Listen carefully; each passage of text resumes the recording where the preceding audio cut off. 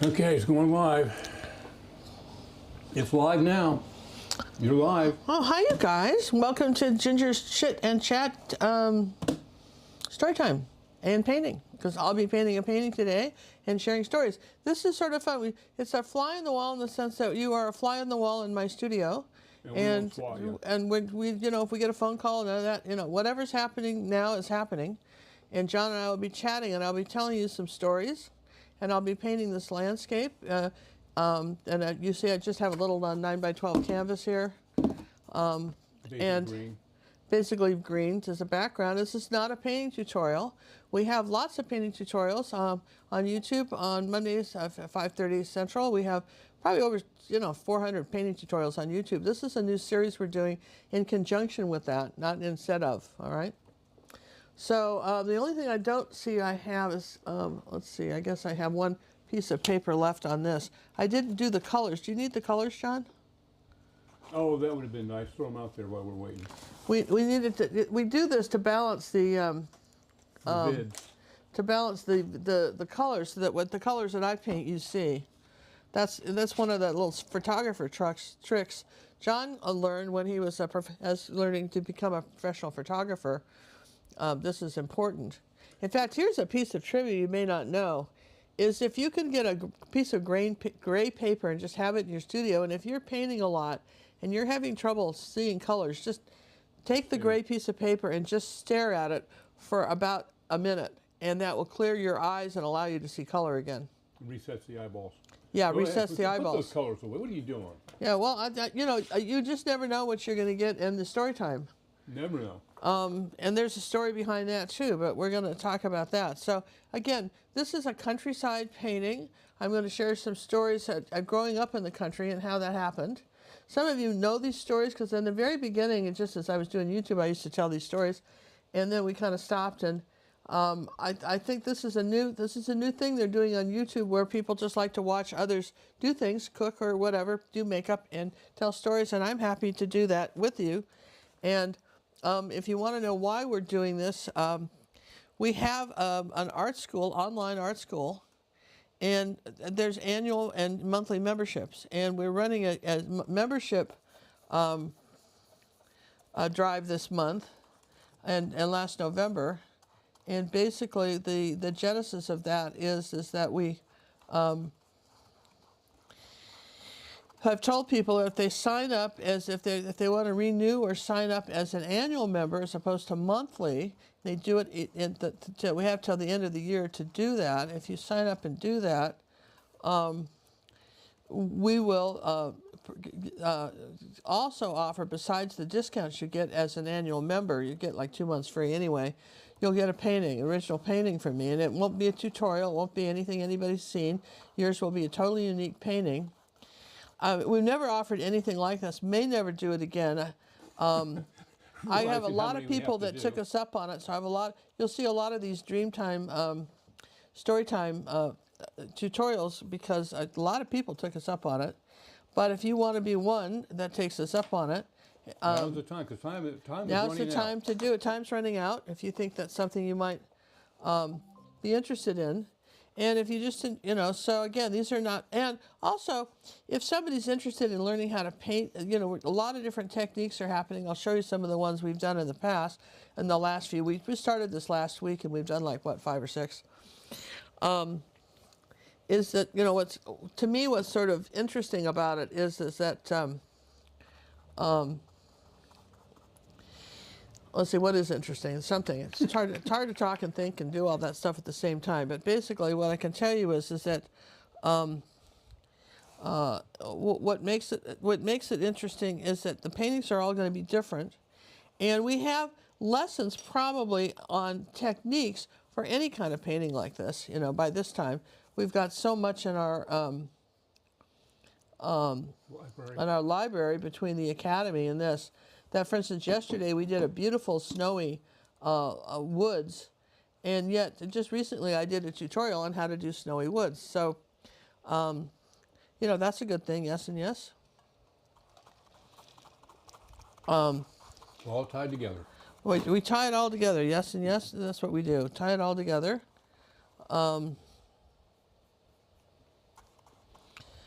That's what we're doing, tying it all together. And I'm just sort of blocking in colors as I talk. So the title of this video is, Tales from the Countryside.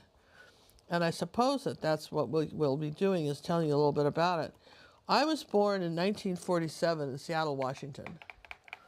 And by just shortly after my first birthday, both my parents had died. They had died, and they had left us a trust fund.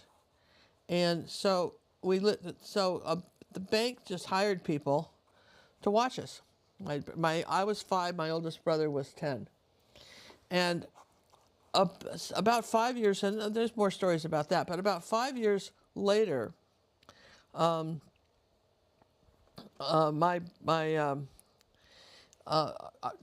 people that had known my original parents had found out that was our situation, and they could not have children at all. They for whatever reason they were not able to have children, and they had wanted to adopt, but adopting is kind of be a challenge even back in the 40s. It's a lot of paperwork, and my adopted parents he was a Superior Court judge. And so basically what happened is that they decided they would just kind of circumvent the law, and they did a lot of tricky stuff. It ended up, we ended up in their care, not totally adopted, though we were told we were.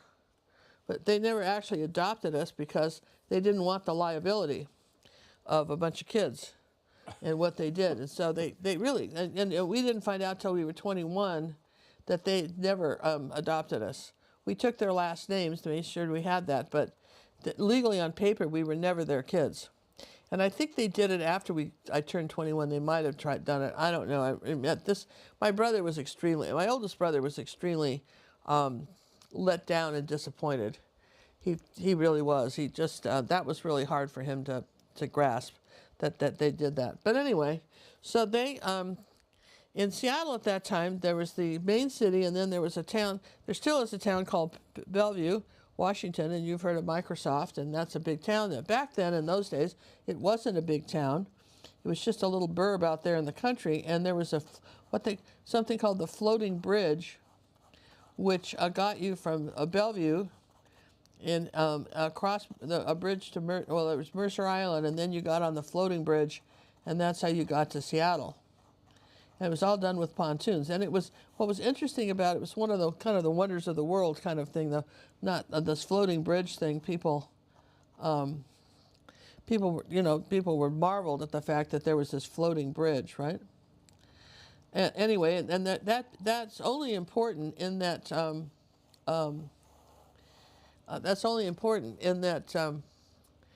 my father, the judge, adopted father, he took, they lived in Bellevue, and then he drove to the city. He commuted to the city every day, a good hour drive, all right, and to get to the courthouse there downtown. He was a Superior Court judge, okay? So anyway, he did it. So when they looked into adopting us or taking us in, what they did was they had just a little kind of a shack out there in the country, wasn't much of anything, okay? And so they needed something a little better. So once they met us and decided that's what they were going to do, my sister and I, they wanted just to adopt me, and the trust wouldn't let them. And we came with a pretty hefty trust fund of money. My parents were multimillionaires, and we had chauffeurs and downstairs maids and upstairs maids and child molesters, and the whole thing everybody was packed in that house, right? So really, honestly, really should watch who you hire, don't you think? But anyway, that's another story for another day. But anyway, so they hung out with us for a while at the house while they used our trust fund to remodel their house to accommodate all us kids, okay? Because they couldn't afford that, and so that's what they did. It sounds I'm being critical, but anyway. So then growing up in Seattle, my sister and I the maids would take us to the house. We had a governess and a maid and stuff, and she would take us to the art museum, which was right behind our house, Seattle Art Museum. Every weekend, that's where we would go, not playgrounds, but the art museum, and watch movies and see paintings and stuff. And so if you're wondering how became an artist, I would say that was probably a great influence in my life. But we didn't have any pets or cats or anything like that, and nothing. And my parents had a dog that named Lassie, because all collies in those days were named Lassie. Apparently that was what you named your dog, after the famous movie Lassie. And they had a dog, and they understood that as a kid, I just loved animals and wanted an animal myself. Yeah. And so they remodeled our house, and they moved us out to the country, and they got my sister and I some cats. And I just, if I think of it next time while I'm doing one of these, I may get out the family photos and show you some stuff as we're doing it. It might be fun. What do you think, John? Or maybe we would post those. Maybe we should post those on our website. What do you think? What should we do with the photos? Don't know. I'd have to see them. We'd have to, well, I mean, you've seen the family album, right? But I'm saying that maybe, to have to go with the stories, maybe there's somewhere, it's always good to encourage people to go to your website, right? So maybe I could do that. But at any rate, I don't have photos now. Sorry. But, we got these two cats. I had a cat named Posies, and my sister had a cat named, I don't know what her cat was anymore. But they looked really good in the Christmas photos when they had professional photographers come out and take pictures and put in the newspaper. They were big on that. They're very conscious of society and on all that stuff. So anyhow, this is sort of fun. I hadn't thought about these stories. It's fun to be able to tell you these stories and paint at the same time. It's like we're all just sitting here chatting, which of course we are. Now, if you have some stories, you want to hear some stories that I've told before, maybe you want to hear the story about the time I was a spy and tried to take courses in college to become a spy, way before James Bond ever became a thing, and some of the crazy things that's happened. People always say Ginger should write a book of all the crazy stuff, right? That's happened. But anyway, you're getting the early crazies with the crazy people, okay? So, anyhow, so we moved out to the country, and they had this farmhouse, and they built a wing on it, and for my brothers. There were 3 bedrooms, and then my sister and I had the loft upstairs, and there was she had a little alcove, and then I can't remember, I guess there was a bathroom, and then we had a playroom, and it was nice. It was nice what they did when they fixed the house up. It sure was. And then of course there was a place for the housekeeper to live, because they didn't want to do this themselves. So the first thing they got was hired help, as Mother used to refer to them as. You can't pay people enough money to pick up. There's not enough money in the world to pay people to pick up after yourselves. You must pick up after yourself. And I'm thinking, yeah, lady, actually, that's not true. There's plenty. If you have enough money in the world, people will pick up after you. But, she really didn't want to hear logic. When you're a kid, you're sort of a smart ass, right? You're going, really? You think that? God, what planet do you live on? I'm sure that's not true. Sure that's not true. Anyway, sorry, I digress, right? So it was sort of funny. I mean, in a sort of a sad way. So, but anyway, there my sister and I were, we moved out to the beautiful country place, and it was about 10 acres, and it had orchards and cherry trees and apple trees, and one year my sister and I, that's another story about the year my sister and I built the tree house. And we had friends. There were the kids down the block that lived places and, lived in the neighborhood. And my mother got on, didn't know really, I don't think she really knew the neighbors that much, but she got right on to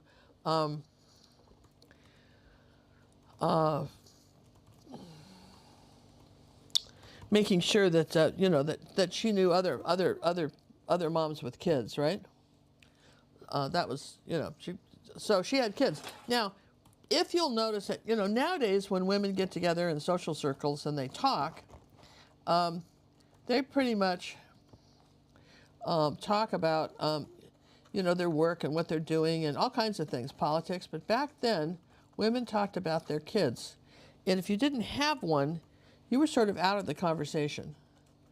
It was, oh, too bad, but that's what they talked about. And my mother, in all the years I knew her, which was a lot because she was in her 80s when she died, all the years that I knew them, she never had a personal girlfriend. She never had like a best friend, or she didn't ever talk on the phone. She never really made friends. She was popular, and they had friends, and they went to parties all the time, and they did stuff. But they didn't have what I would call friends, okay? And, but she made sure that she was friends enough with the neighbors. Well, she had to know them a little bit, because in those days we had something called party lines. And we were out, it's like kind of like dial-up, we were out in the country, and the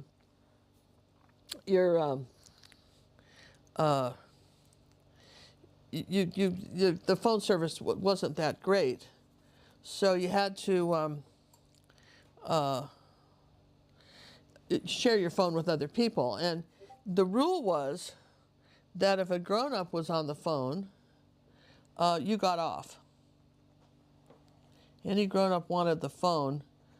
Kids were not allowed to dominate the phone if there was a grown-up.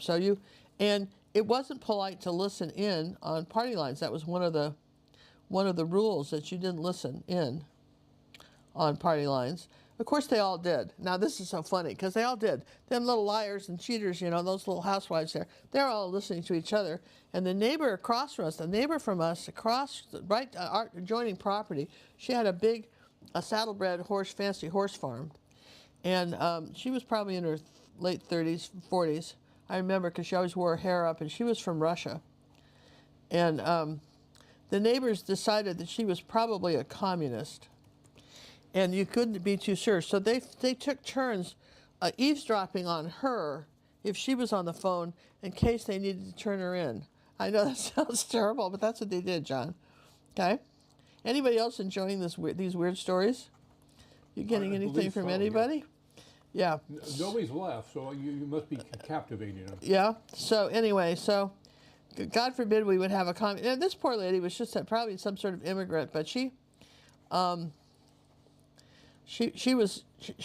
no friends in that neighborhood. There were none. These were, very patriotic people. It wasn't that far off the war, remember? And you have to understand the times. And so anyway, we were not allowed to go over there or ever have, I think even petting your horses was forbidden. Though I remember I used to give them bubble gum. They'd come up to the fence. They seemed to like it. But when you're 6, that's how unsupervised we were, that somebody actually could let me do that and nobody would know, right? Okay. So anyway, back to the weird neighbors. So so that was our little community, okay? But we were basically lived on a place called Clyde Hill, Bellevue, big posh place now, and we had a view. You could look out and you could see from our house. You could look way down the hill, and you could see Lake Washington. You could see the lake, and apparently to my parents, my adopted parents, seeing the lake was a big deal, okay?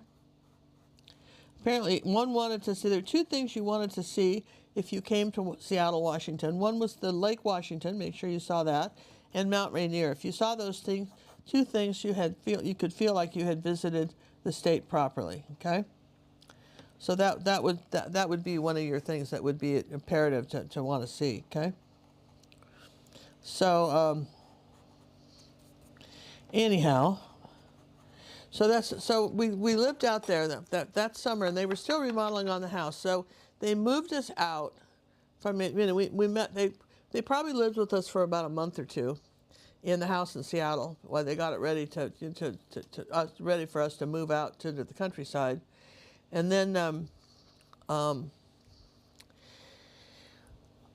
they So I'm just looking for what other colors I'm using here, so sorry if I'm thinking about stuff. Then they moved us out into the country, and but not for long. We were with them, maybe a month or two, maybe, just after school was out. Okay, I think we finished school down, and then they sent me to camp. So up on Forward Islands, barely knew these people, and off we went. My sister and I went to camp, summer camp, and as Four Winds, it's a beautiful summer camp up in the San Juan Islands, and they didn't take kids as young as me, but when you have money, people, and you're a judge, people do stuff that, the camp owners were persuaded. My sister was the right age, but I had just turned, I was 5. I wasn't even 6 yet. I was 5, and but summer camp is another story. So but we did get the cats. But what was interesting about the cats was that maybe it wasn't that year. Maybe it was the following summer. I must have been 6 when I went to summer camp, because we'd had the cats for a while. I had posies, and then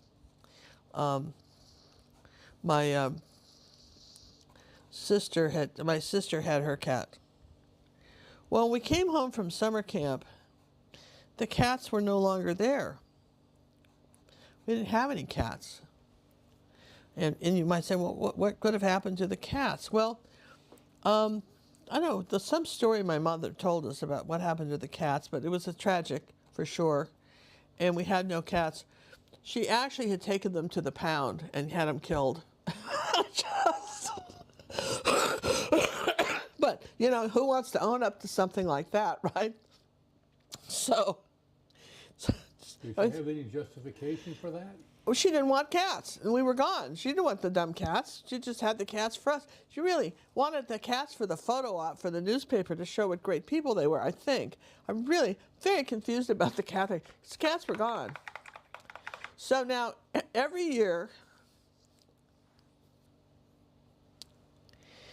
we went to that summer camp every summer till I was like a teenager. We were at summer camp somewhere, either that one or another one, and there's other stories about camp. I got great camp stories.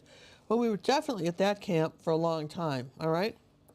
Every year, summer. So every summer, for 5 times, I would come back, there'd be no cat.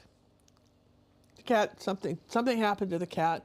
Our cats were very precarious lives, because they were never alive when I came back from camp. And so I had Posies the first, Posies the second, Posies the third. So original with your names. Posies the fourth. When I got to the 5th, and the 5th one died, I thought maybe the name was jinxed. So then I named my last cat Patches. Now here's the thing.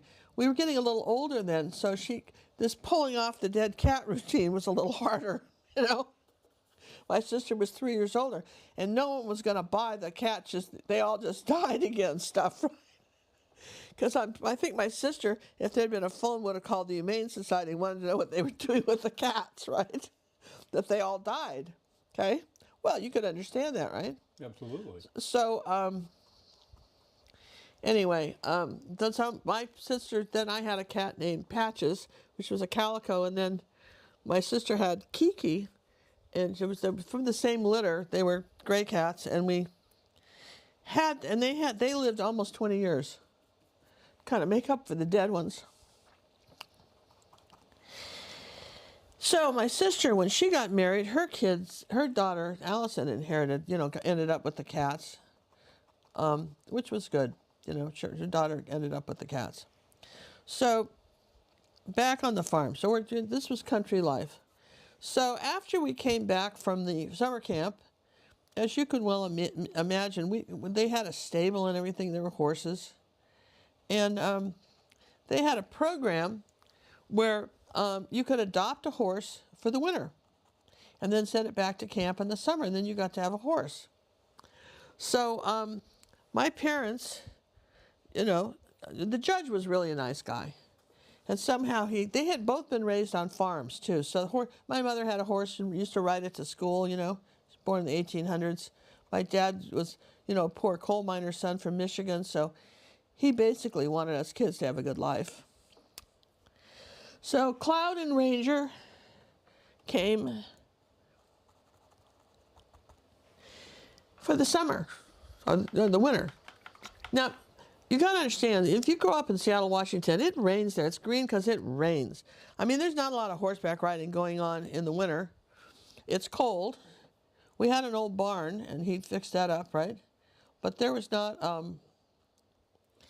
there's really not a high call for, you know, horseback riding in the winter. And plus, you know, but anyway, so Cloud and Ranger were there, but my sister fell off and almost broke her arm, and it was sort of a flop. The whole thing was a flop with the horses.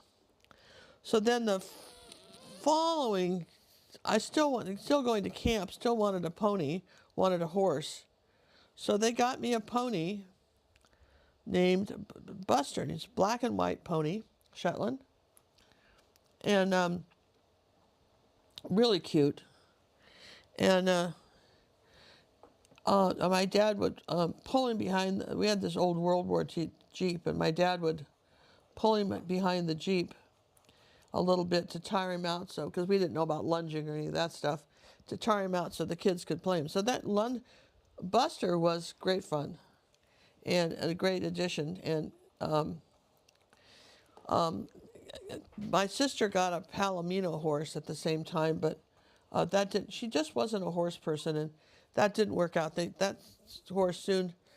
Well, what happened was that Buster would wait till her horse got in the barn, and then he'd back up and start kicking it. Decided he wanted the barn for himself. He was one of those. Have you ever met? And I'm not saying anything bad about short people, okay? You ever notice that sometimes there's a tendency among some short males to have bigger friends and then go pick fights? Have you noticed that, John? Have you ever seen that phenomenon? The short, I'm short, but I'm going to pick a fight anyway syndrome? No. No. Well, anyway, I bet other people have. So, anyway, the Buster would back up to other horses and just start kicking them. I don't know that they were insulting him and we just didn't know because we don't speak horse. But he was truly insulted and not a happy, you know. So my dad had to he cut a hole in the barn behind one of the stalls. We had like a 4-stall barn, kind of simple, nothing fancy. And so Buster could start a fight and then make his wild escape.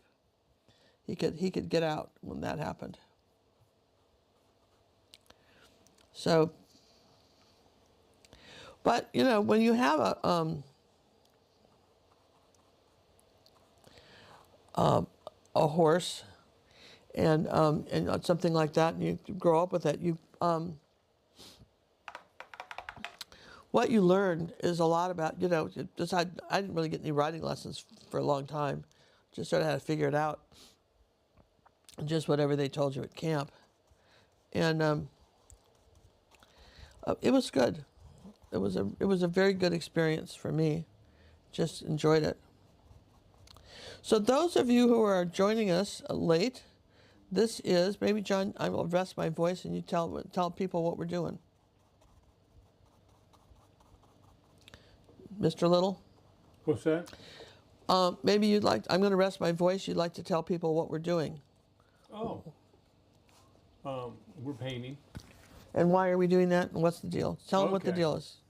For those of you that are just joining us who don't know about the Fly on the Wall episodes that we seem to be doing here, is we are having a promotional drive to get memberships in our academy, where you have personal art coaching and quiet time videos where it's just Ginger teaching you one-on-one.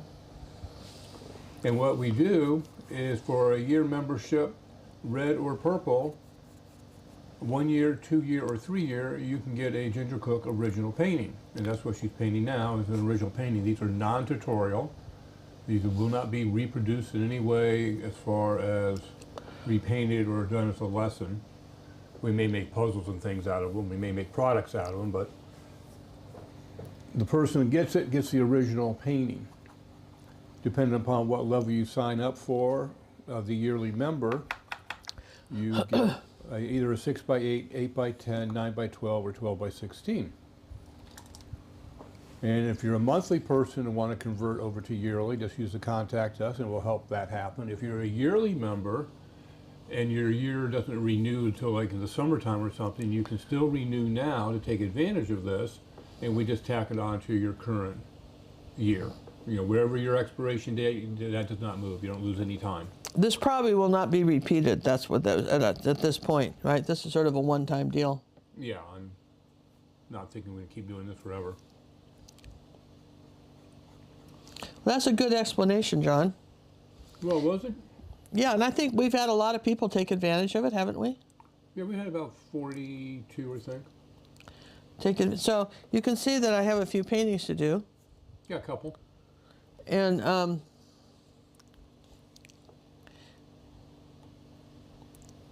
We just thought it'd be a good way to give back to the community. New count, 48, 47. You got 47 right now. And you've done how many? Maybe 7? So again, you know, we got probably another 40 episodes at least. So and then if this is popular, we'll do it for with other stuff. But right now, we have to do them anyway. We thought we'd just invite you to come play with us. Well, you know, it's a little incentive. If you wanted to keep doing, then sign up for a year. Yeah. Sign up for a year, and you get to 2 months free. If you sign up for a year, you automatically get 2 months free. Plus, it's you're like getting getting 2 months free. You automatically you don't get that. 14 months. You still get 12 months, but you're basically only paying for 10 months. You just pay for 10 months. Yeah, well, you explain it better, John. It has to do with numbers. Yeah, well, you explain it, because a lot of people didn't realize that. No. And we certainly appreciate all our loyal, and this came up, we appreciate all our loyal monthly members who've been with us, and we give everybody a break. We say, well, don't I get a break? You got a break. We just, right now, you know, things are tight, and this helps us raise a little revenue for us, so we can keep going. So it's good for us. It helps our art school and also stuff that we're doing, and it helps other people. It's a win-win for everybody. Yeah, it's a win-win.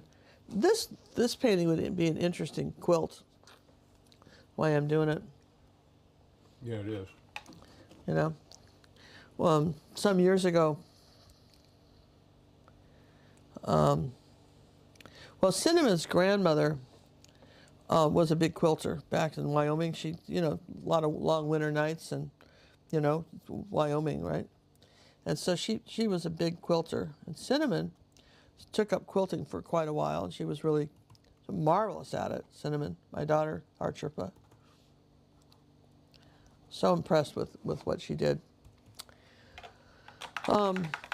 Anyway, I digress, but I never did quilting. I did a lot of sewing, but I never did quilting. I haven't gotten into quilting. Well, now quilting was a lot about math, which would have been just my downfall. But now they've got these computer programs, John, where you can just you could just take my picture into the quilting program, and it would tell you show the fabrics you want to use and everything, and it would tell you where to cut the pieces and how to put it together, and so you don't have to know anything. You can just do it. Just basically how to make the sewing machine run. If you can do that, you're in good shape, right? You're in like Flynn.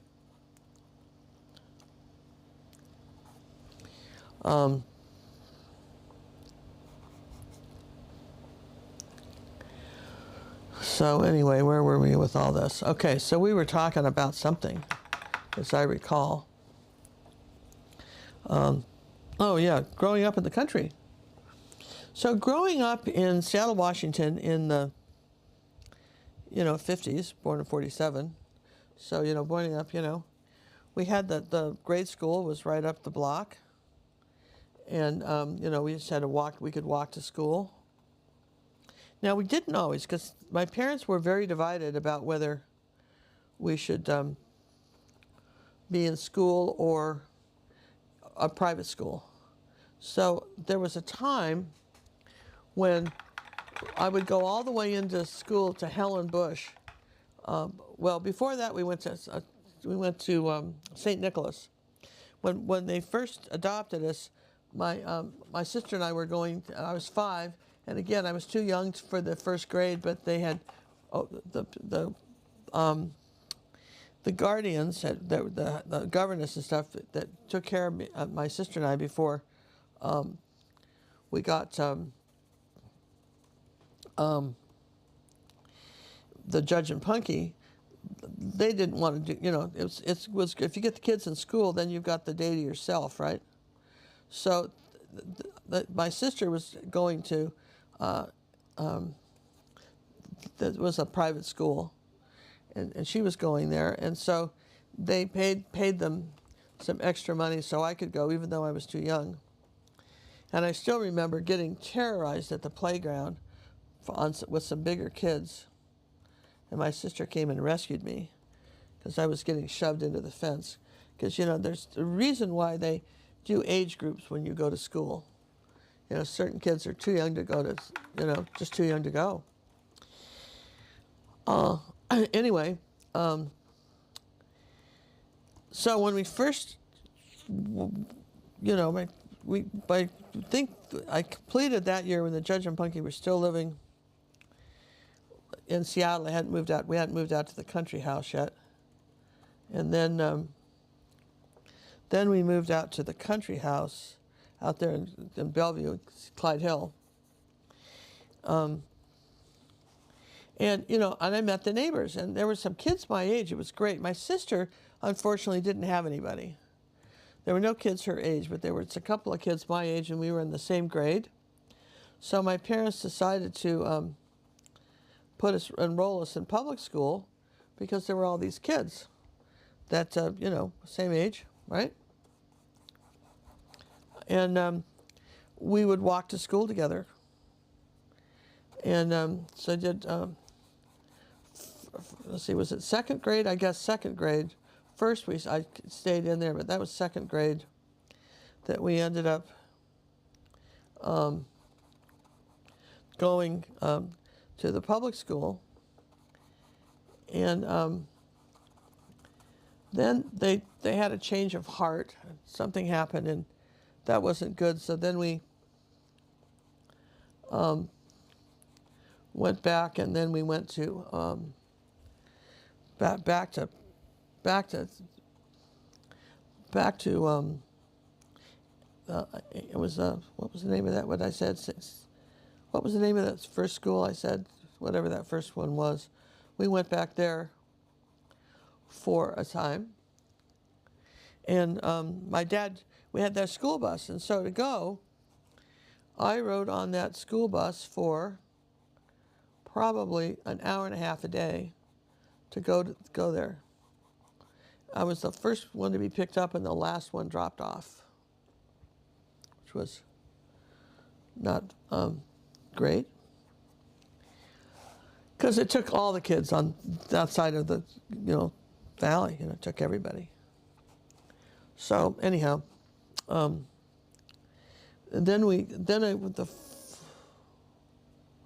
fourth grade.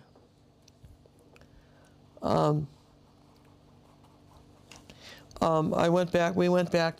talked to our parents, and we went back to the local school, the local elementary. And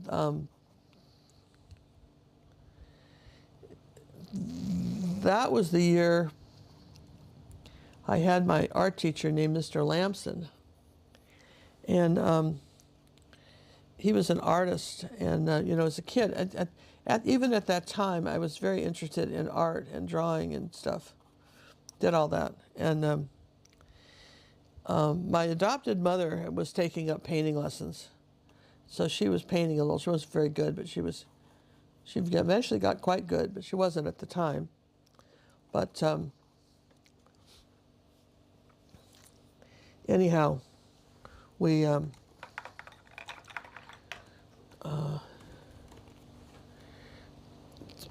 got to, we went to public school, and Lamson was my fourth grade art teacher.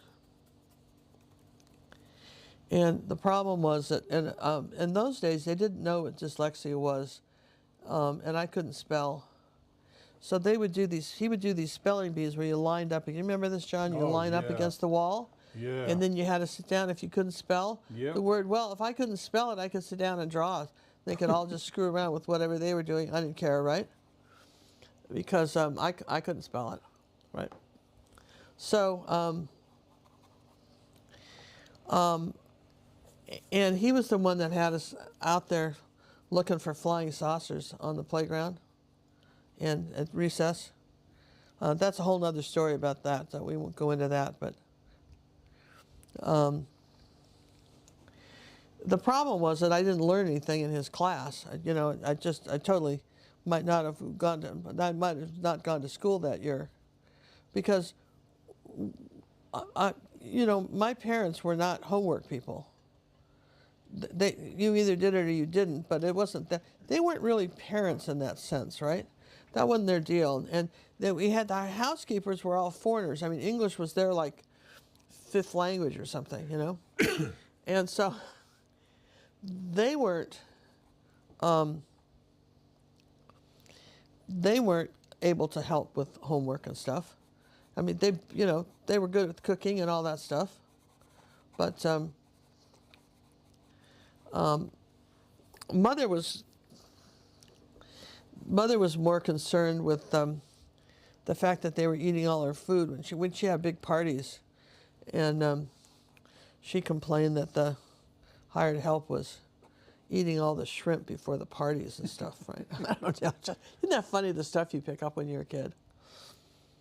So, you realize that, I guess when they were growing up, nobody helped them with their schoolwork. So the idea that they would help us is, just sort of foreign. Just it wouldn't have occurred to either one of them that's they weren't trying to be shitty. What they would have done was hired a tutor if they thought they'd understood that. They wouldn't have actually done it themselves. They would have hired somebody though, in which they did. They hired all kinds of people to do all kinds of things for us. It's just that wasn't one of the things they thought about, right? Which is sort of funny in itself when you think about it.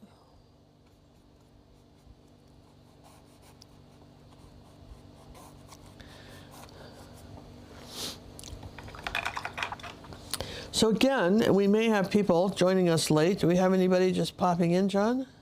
Well, yeah, they're coming and going. Okay. So, how often? Tell people how often we're doing this, and we'd love to have in the comments, stuff. There's something you'd like to see, or maybe some stories you'd like to hear about. We'd love the comments. So I'm going to rest my voice. You talk to him a little bit, John. Tell him what we're doing, all our stuff. I'm sorry, what? I already gave the spiel once. Hadn't been that long ago. You don't think so? No. Haven't been on that long. Oh, how long have we been on? 50 minutes. 50 minutes. We got a lot of painting done here from 50 minutes, don't you think? Well, yeah, because you're talking and painting at the same time. Yeah, it's pretty impressive, actually. I haven't heard you use the dryer at all. No, I've just been moving around on the canvas. Well, I'm going to take a minute. I'm going to show you what we've done in the last few days coming up, right? For the other fly on the wall ones, okay? Just let me let this dry for a second. Let me just take a minute and I'll show you. Get this table behind me, pull it forward. Careful. So this is what we did yesterday. Oh, I like that one. That was aspen gold, That was yesterday's fly on the wall. And we did, I've done one of these, fly on the wall. I think that was, I can't remember when we did that. Was that? I don't remember. That was one of them. That was one of them. And then I told you they'd all start running together for a while. And then this, we didn't film this for you, but this is one I did. I don't think we filmed this one. Or if we filmed it, we didn't share it with you. But this is one of the paintings that will be going to one of our 3-year members. 3-year members. 3-year purple. 3-year purple members, original painting. And we had, and then got, You got the gypsy wagon? this is one of my, I'll show the gypsy wagon. This is another one, kind of a fun landscape. Again, 9 by, what is this? 11 by 16. 11 by 16. Again, 12 by 16. 12 by 16. What 3-year. you in your 11s? Yeah, 3-year purple members. Okay. And then I think this was, the first one we shot. I think that's the first one we did with the fly on the wall, was these birds with the strawberries. And that's in 3 parts. We just called it Fly on the Wall. We hadn't really got into the story time. When I started this, I had a cold. I wasn't talking very much. And this program has sort of evolved. So the first ones don't have as many stories, but this is just the process of me painting and this chatting and whatever we're doing in the studio. But as time goes on, we get better. And then the one after that was, this one was the gypsy wagon. And that again took 3 sessions, and it was fun. The decision on putting this bunny in is really a good one. But then these again, all going to people. They're all gifted to people who, in our Academy of Fine Art and Acrylic Painting, have signed up for 3 years as a purple member for the larger paintings. But we've got some wonderful, the 6 by 8s are just as fabulous. And I wish, I need the little the frame before I show that one, John. Okay, I need to have the little frame. But I need. But I will show you that one too, because it's so cute. Oh, all right. Thank Jules. I want to think, as you know, we started this off. Our friend Jules was very concerned about my cough, which I've since been to the doctor, and health and well-being. She sent me this and this and this hand sanitizer. And where's our little squirty things? So this is protein drops, On Guard, respiratory drops, and digestive drops. So Jules, and then this. We've got digestive, throat, and respiratory, yeah, for instance, and that's really nice. And then this wonderful new squirter bottle. So Jules, thank you. Thanks for sending 2, because John loves the fact that you sent 2. Because I have to claim one. And so that's, thank you very much. And this, for those of you who want to send us Christmas cards, not that we're kidding or anything, but a lot of you have, we've said that if you're watching any of our YouTube shows, the Monday shows, and we've done the, images we said you could use for Christmas cards, our mailing address is, on the contact us form. is on the contact us form. Just scroll all the way down if you want to send, know where to find it. It's and our do P.O. remember box. to put in the P.O. box number. Put on you got to put the P.O. box number, Jules, and you guys. All right. So this is a 6 by 8. This is what an annual. If you're a red member in the Academy, red member, and you do and you sign up for a year, you'll get an original 6 by 8, and you can see how cute they are. They're just as cute as the big ones, and really nice and framed beautifully. So we've got 6 by 8, 8 by 10, 9 by 12, and 11 by 16. And the values go up to how much? Like $1,800 of artwork that you're getting for your membership, plus the discounts. So we'll plug that. It's a good deal. I don't want anybody to feel, oh, you never told me about it. I would have done it, So, and I'll just take a second and dry this now. Finishing drying.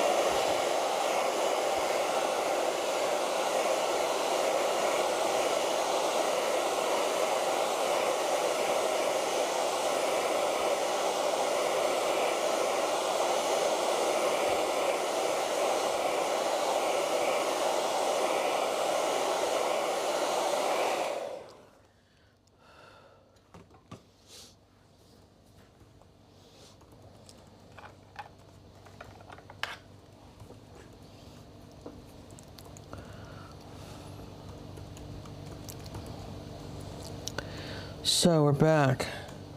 Any comments, John, or anything? You're reading anything?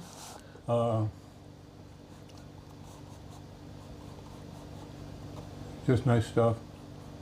Oh, no water fights. Oh, there won't be water fights. I always win. Why would you want to water fight me? That would be mean. with the squirter bottles. No, they are for your misting your paints, you guys. That's they're just great for that. You don't want a Windex bottle. You need a light mister like you use for parrots or birds and stuff. Well, that's what that is. And that's what that is. They're for birds. So when you're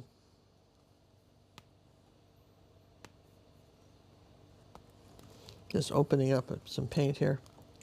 Yeah, so there we go.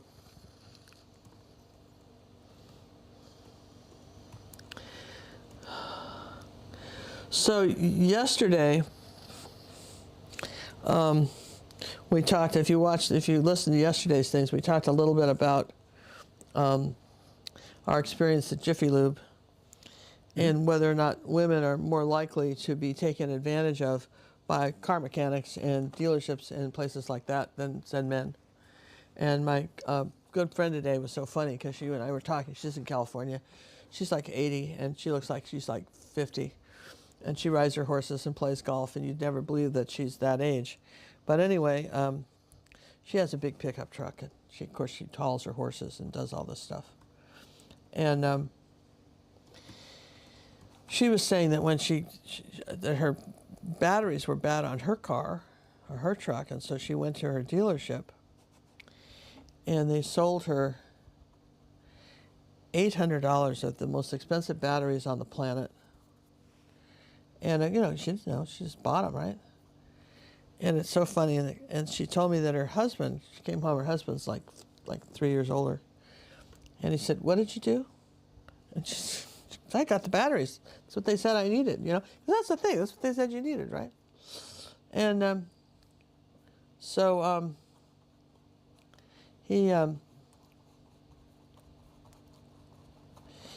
he went and went somewhere else and got, the batteries were like night and day difference in price. I'm trying to think what they were, but she was telling me like $100 worth of batteries for a car instead of the 800. And then he had the place take the place where he bought the batteries. They took the other ones batteries out, and he went back to the dealership, and he turned these and really yelled at him for doing that to his wife. And she said they charged him a $200 stocking fee to put the batteries back. But it just was an interesting thing because I think it was just the story I was telling yesterday was more universal than you'd ever think, right? It seems to be more of a common problem than we really had thought. Well, yeah, John, and that's what's so interesting to me. Everybody's probably got a little tale like that, and so that gets down to, you may not have noticed this about me, but I'm a little bit of a woman's liver. I didn't know that. Yeah, I am. But I can see how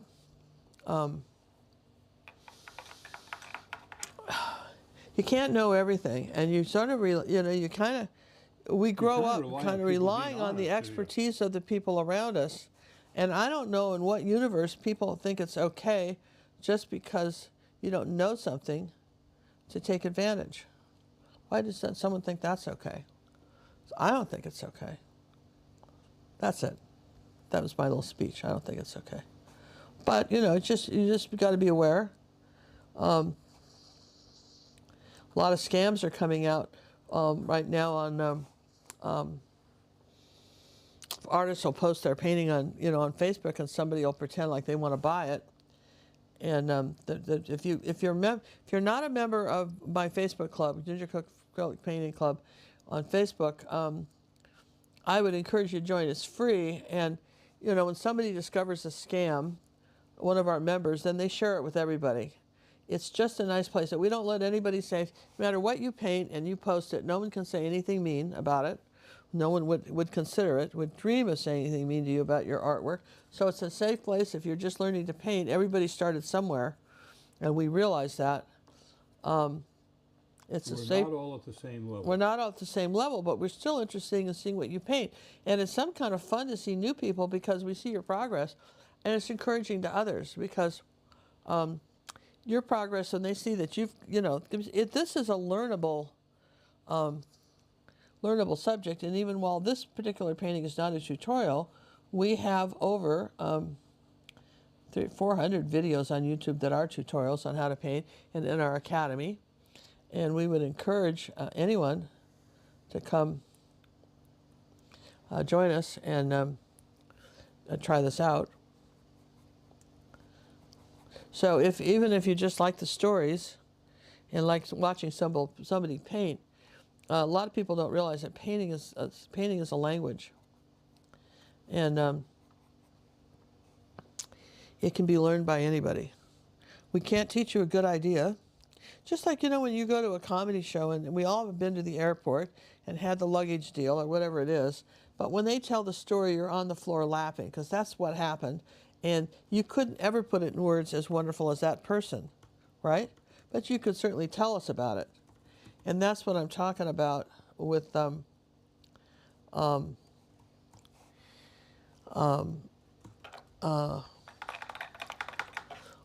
painting. It's just that we can teach you how to spell all the words, right? We can teach you to spell the words and how you put them in a sentence and what else you do.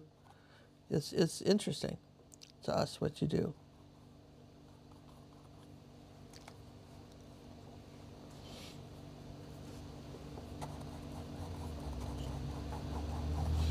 It was a lot of fun, John.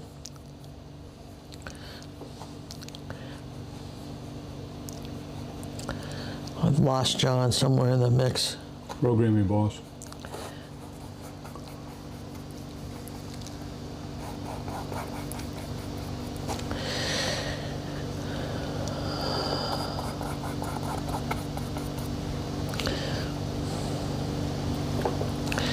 But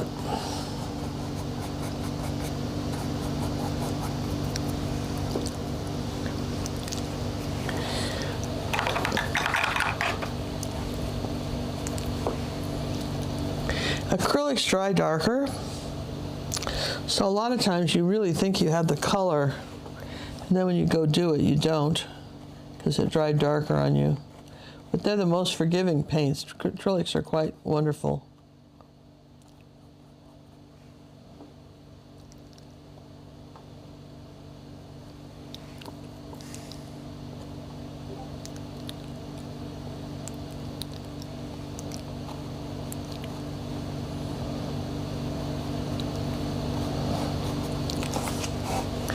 They really are just something marvelous about acrylics. I always like to flatten my brushes out.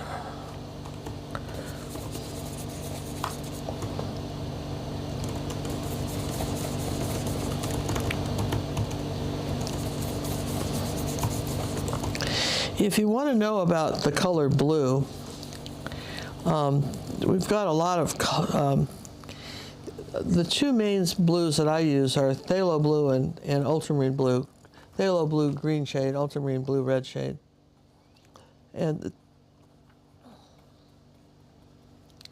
those are the two main blues, because I could mix about any shade of blue with those, even though there's tons of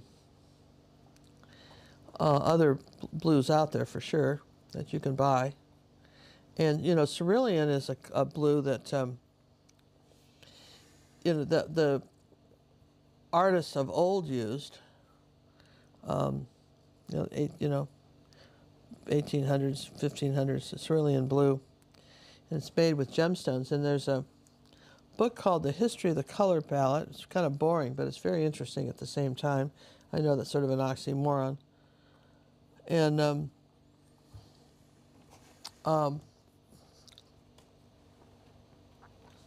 that is really how paints came to be and how we got the colors. Some of my favorite stories in those books are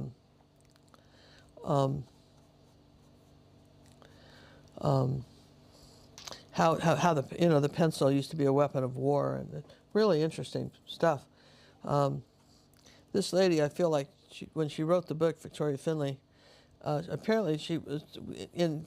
I have not read it, but apparently she even did a second book on gemstones because so much of the paint was originally made from gemstones that she went ahead and did another book on the history of them because that was as compelling to her as the other. So just sort of interesting. But acrylic paints, the history of them, I started with acrylics in 1965. And back when art galleries wouldn't take a painting with acrylics in it, they didn't want it. People thought it was like a different kind of watercolor. Of course it wasn't. But, they didn't know.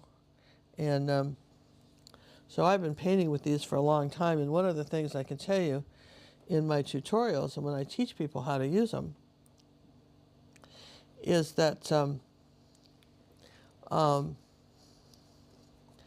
I've got a lot of experience with this and tips that a lot of other people, well, my daughter knows them because she lived with me, but a lot of people don't know.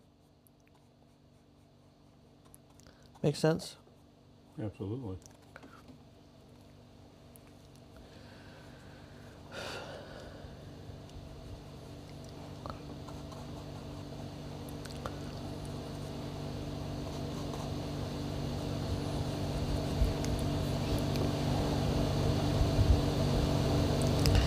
But the one thing you'll see me do is always come over and mix the color first, look at it.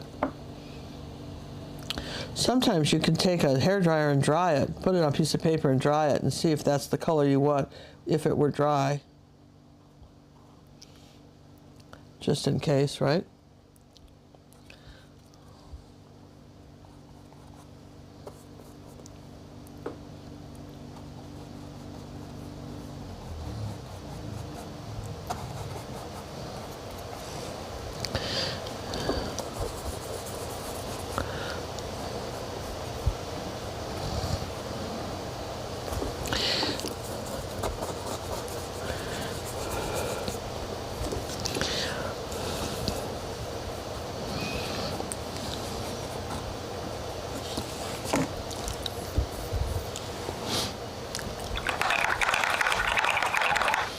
Changing colors here.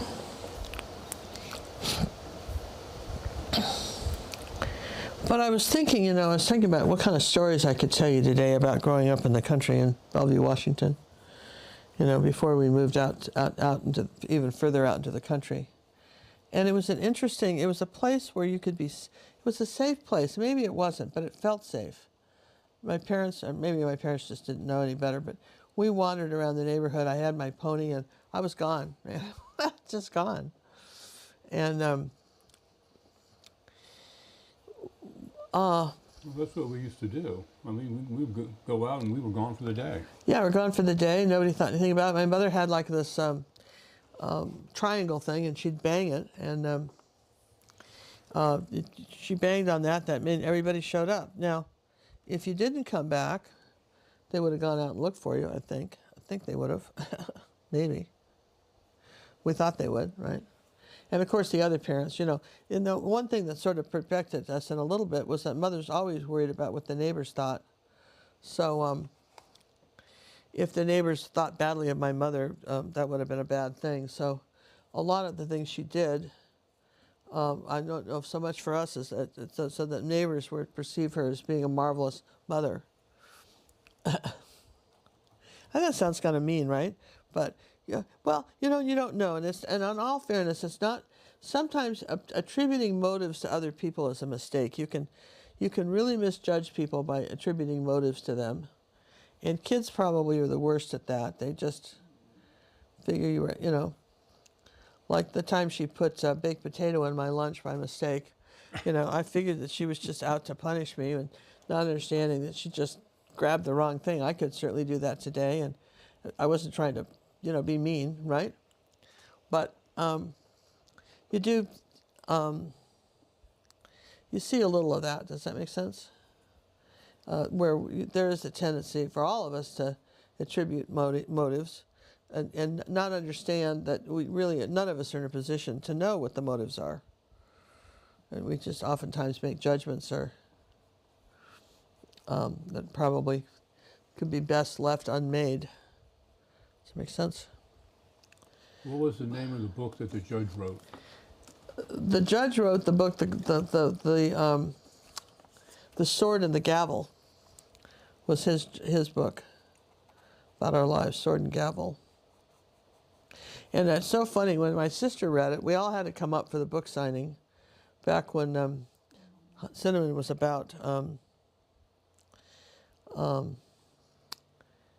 guess she was a man 11 or 12. I don't think she'd met all her cousins yet. And we'd come up for the book signing, and that's another story about, there's a whole, coming up, her dad didn't want to go. He just really didn't like my parents and didn't want to go, and he tried to say that we shouldn't go because even though they sent us the plane tickets, we didn't have the money to go, but sent the plane tickets because it was immoral to ride in airplanes. This guy's flying hang gliders all around the countryside, right? But God forbid you would want to, I just started laughing, but he just didn't want to say he didn't want to go, right? Which he didn't, but we went. And there's a whole story about going up there and seeing them, and so they could have a picture for the book. They had to have a picture for all the kids for the book. I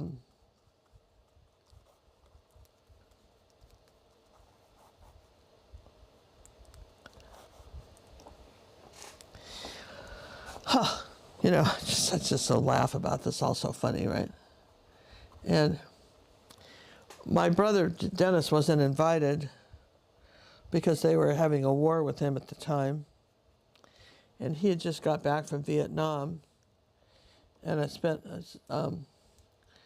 as an Army intelligence officer one evening. He was regaling us of his stories about taking 4 or 5 prisoners up into a helicopter. And then he's dead now, so I can tell this story.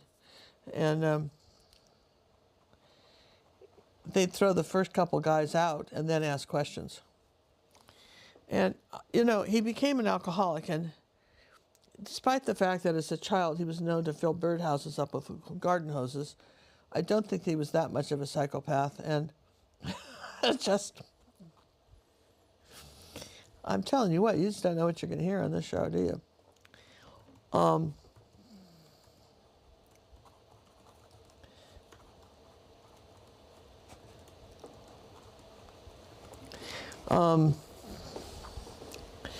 Anyway, where's I going with that? But he wasn't invited to the party, the book signing.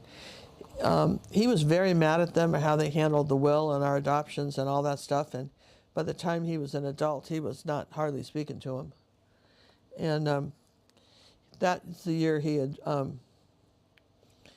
returned everybody's Christmas presents to him about, not mine. Apparently I was the golden child. All the kids liked me. I was the youngest. Nobody messed with me, but they messed with each other. My 3 brothers and my sister, they were all after each other. And he had gotten a divorce from his wife. And everybody liked her. Known her for years. When he was first dating her, she came and read me comic books when she came over to the house to see us. And nice, only teenager I've ever met that, your little kid, if another teenager pays attention to you, and they barely acknowledge anybody, that's not in their thing. And she was dating my brother at the time, and just extremely nice lady. And still is, by the way. She's still alive and still is. Still a nice lady. A little traumatized by being married to my brother, but she was okay then, right? So anyway, he wasn't invited to the party. Okay? And I was afraid he was going to come crash it. Okay? So Cinnamon still remembers this. She probably has a funnier story about this than me. You guys have to ask her. About me trying to explain that if Uncle Dennis shows up, here's what he looks like. Don't waste time. Just get under the tables. I know, it's shocking, isn't it? And she's going, why? I said, because we don't know about him. We just don't know about him. He could do anything. So, wanting to impress her cousins, who she had never met, right? She proceeded to tell them this story about if Uncle Dennis shows up, this is what we all have to do, is get under the tables. And then they were so distressed by this turn of events of this family, this very boring luncheon with my parents at their country club. You just try to imagine how we even could have gotten in there, right? I know you're laughing, aren't you? Kind of a little bit. That's funny. So she said they found a place with a liquor cabinet. And here she is, 10 years old, and the rest of them, and her and one of the other stepkids all proceeded to get a little sloshed.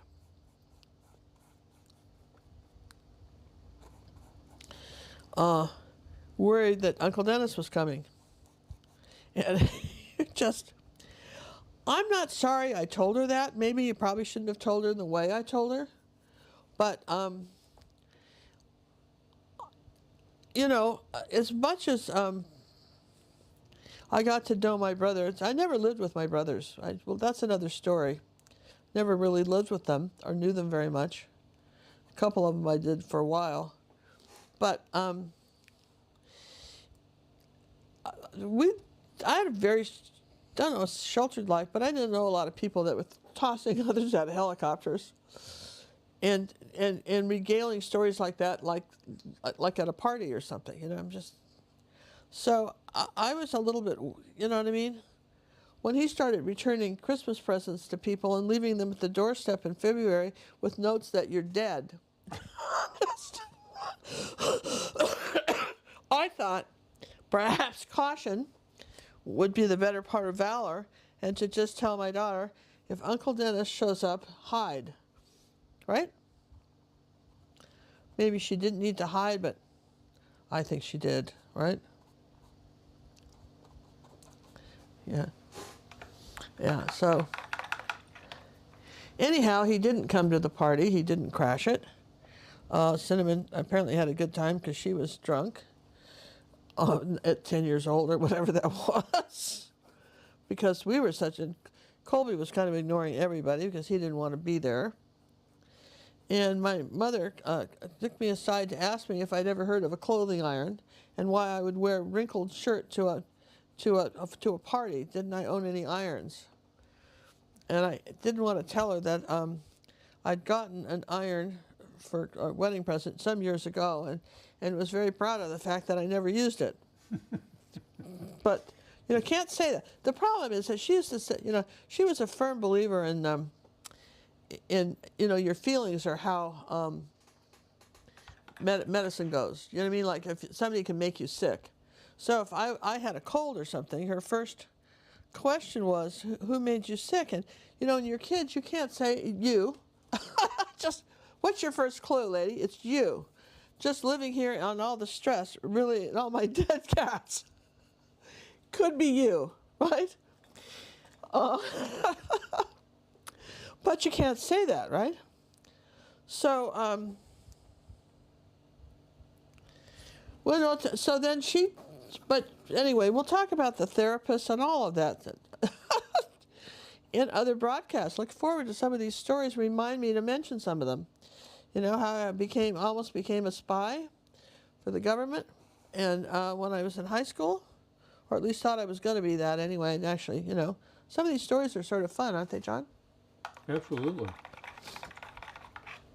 It's nice to know this history of you. Well, should have known it a year ago, though, you know what I'm saying? Yeah, before you proposed. Would have been nice. So where was this before you proposed? Well, yeah. Question came up, are your siblings still alive? My sister, I have one sibling still alive. My oldest brother committed suicide. By default sort of thing. Not like he jumped out a window or anything. But what he did was he was living with his this lady. That story about him and Sandra Lake. Lived with her for a while. I don't care if Sandra's listening. I go, Sandra, right? For Sandra, raspberry, right? And they weren't getting along. And he was living on Social Security at the time. Sandra had the money. And he was, you know, he was up to, he's like 10 years older than me. He was probably in his 70s then. And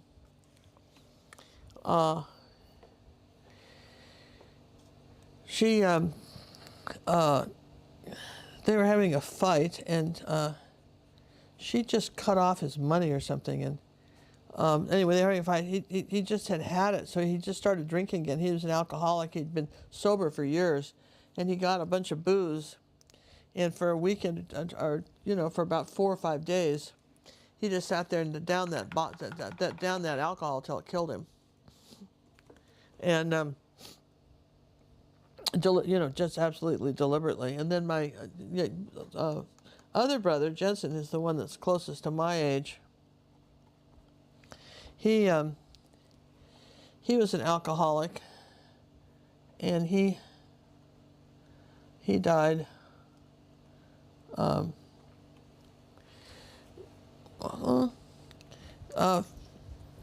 smoking and drinking. But his comment was he did it on purpose. He did not want to be he didn't see the advantage of being an old person, seeing what happens when people get old. And he had always said to me he didn't want to be an old person. He would not live to be an old person. He just wasn't going to do it. And he didn't. I don't have to worry about that. I'm never going to get old. Yeah. The state of mind. Well, that's it, John. And so his deal was he was an alcoholic, and his stomach was bad, so they would buy him and his wife, and that's another story about the two of them, but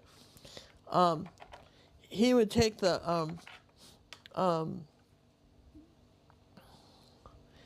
let's see if I got another one of these papers I do.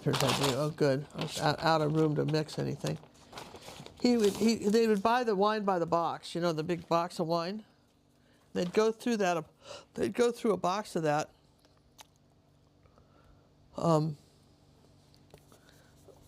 A day, the two of them. And he'd get these big tumblers, you know, these great big glass tumblers, and he couldn't, his stomach wouldn't let him drink it, okay? So what he did was,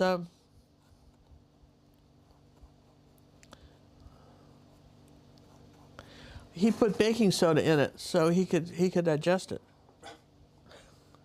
He put the baking soda in. Don't you your body that you shouldn't be doing these things? Yeah, he'd put the baking soda in so he could. I know. And then they had come down for Cinnamon's wedding. They were on their way to Florida. They'd sold their property, and they had come down and they were staying with me for Cinnamon's wedding when she and John got married. And my neighbor, who's a nurse, and was doing a thing on alcoholism at the time, you know, like she was getting her master's or something. She was on alcoholics and stuff, and so she had,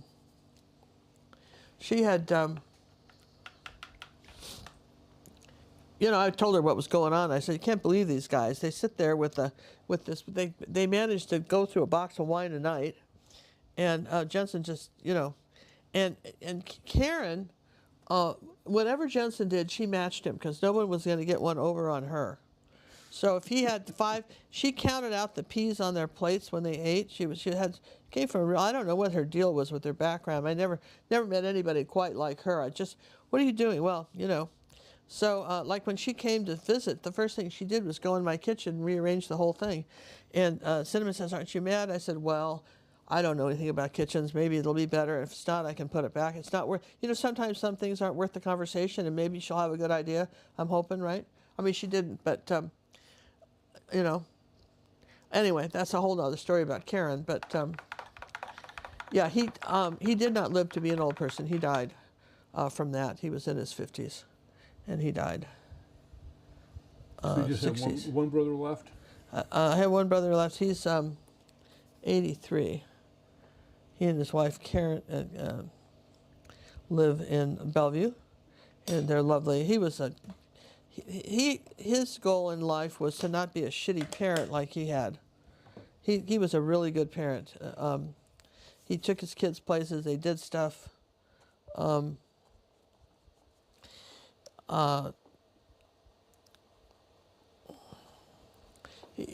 Just amazing dad, and his kids adore him. And he's, so Jay lives. There's another story about Jay, but we won't go into that. He's still living, so you don't get to hear it. No, I'm kidding, but God. We won't throw him under the bus right now. We won't throw John, but I have to say that he was always just great to his kids.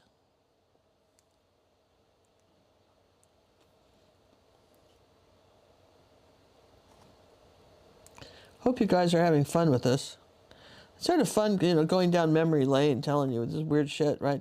Because when you think about it, my mother killed all our cats, and then lied about it. I mean, it's just hard to fathom that. You think, okay, surely that didn't happen, but of course it did. Of course it did. And getting there with this picture, it just takes a little while. But it's interesting because people understand all the layers that go into a picture like this. Lots of little layers of wonderful little colors. And this is like a little bit like doing puzzles. Another question that came up, can you explain why you flatten your brush? What are you doing? Why does Ginger like to flatten her brush? Oh, yeah. Oh, gosh, that's so important, you guys. I'm glad you asked that question because I will absolutely demonstrate that. Let's just take a, piece of, that's good. Let's just stop right now and do that. I like questions. Who asked that, John? Tint. Who? Tint. Tint. All right, Tint. I'm so glad you asked that because... You need to know. Yeah, everybody needs to really need to know that. All right, so you see over here my palette, right? So if I get some of this cup, see all the paint I've got? So if I take it over here and I flatten it, I can mix the color. Maybe I'll put a little brown in it. And then what I want to do is I don't want any gobs of paint on the brush. If it's flattened, I'm shaping it. Let's put a little white in that just for fun, right? Okay, flatten it out. Then I can do this. See? And then other thing I might do is just do this. I will really squeeze it flat, and that shapes the brush. It makes sure that you don't have globs of paint on, and you can do a fat line or a thin line. And most people put way too much paint on the brush. A lot of times I'll put all this paint on the brush, wipe it off 2 or 3 times, and then add it. And that's how I'll dry brush. Okay? Just with the damp brush. So yeah, it's just I'm always flatten the brush. A lot of times you don't see me do it, I think, because of the way we film it, but you really want to be able to do that. The way I film it, or could it be the way you put your brush and I can't keep Well, up I mean, with we don't have such a space where we can show you everything. No. Not criticizing you, John. Of course I'm not. Oh no, you can criticize me. I'm used to it. Oh, you are not. I'm so used to it. You are not. That's rude. You are not. You are not. Liar, liar. Pants liar, on liar, fire. pants on fire. And do you remember that ollie ollie oxen free, all monkeys to the bamboo tree? Remember that? Yep. When you played kick the can, back before computers, we had tin cans and just leftover recycled cans of garbage, and we played out in the yard with that, and we were the rich kids. We still had cans, right, to play with. Kick the can, yeah. Oh, that's funny, isn't it? Really? Come on. Is. We were the rich kids, and we played with the cans, right? You all know what I'm talking about, too. I know you do. So,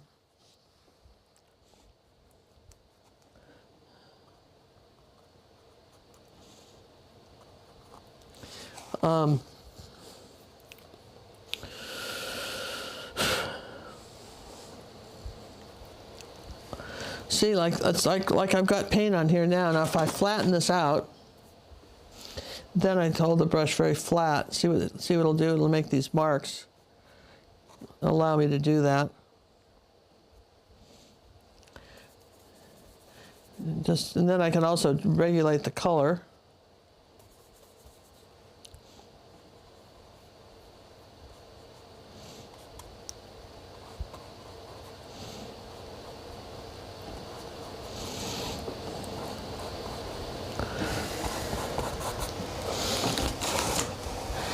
Getting dizzy with all the colors in this.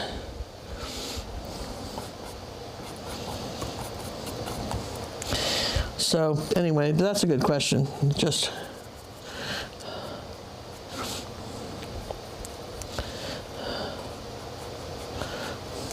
But I think probably every kid has stories about their parents. It's probably not as kind of bizarre as mine, but maybe. Not as colorful. Yeah. Yeah, I know. Not as colorful.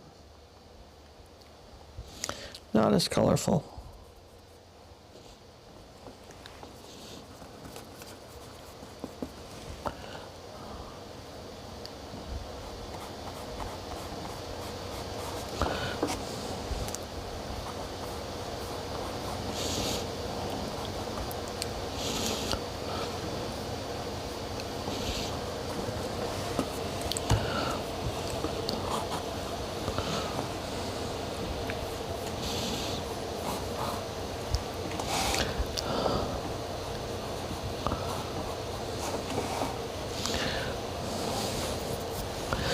Back to the greens.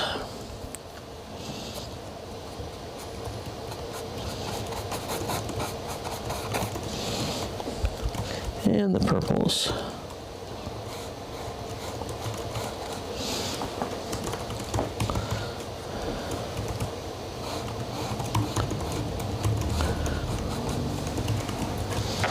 And whenever I rinse a brush, I always squeeze it out like this too and flatten it. Do it a couple times, squeeze it out, and make sure the water's out. See, like that's way too much. I got that. That's way too much paint. So if I put it on there, and I do this, and if I add a little tiny bit of yellow to that, I'll gray that purple, so it's more of a purple gray, and not just purple. Okay, and then brush is flat.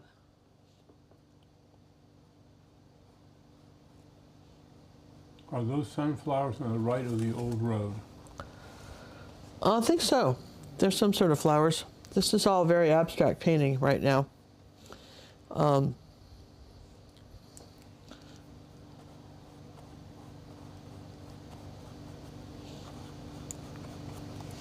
There's our barn again.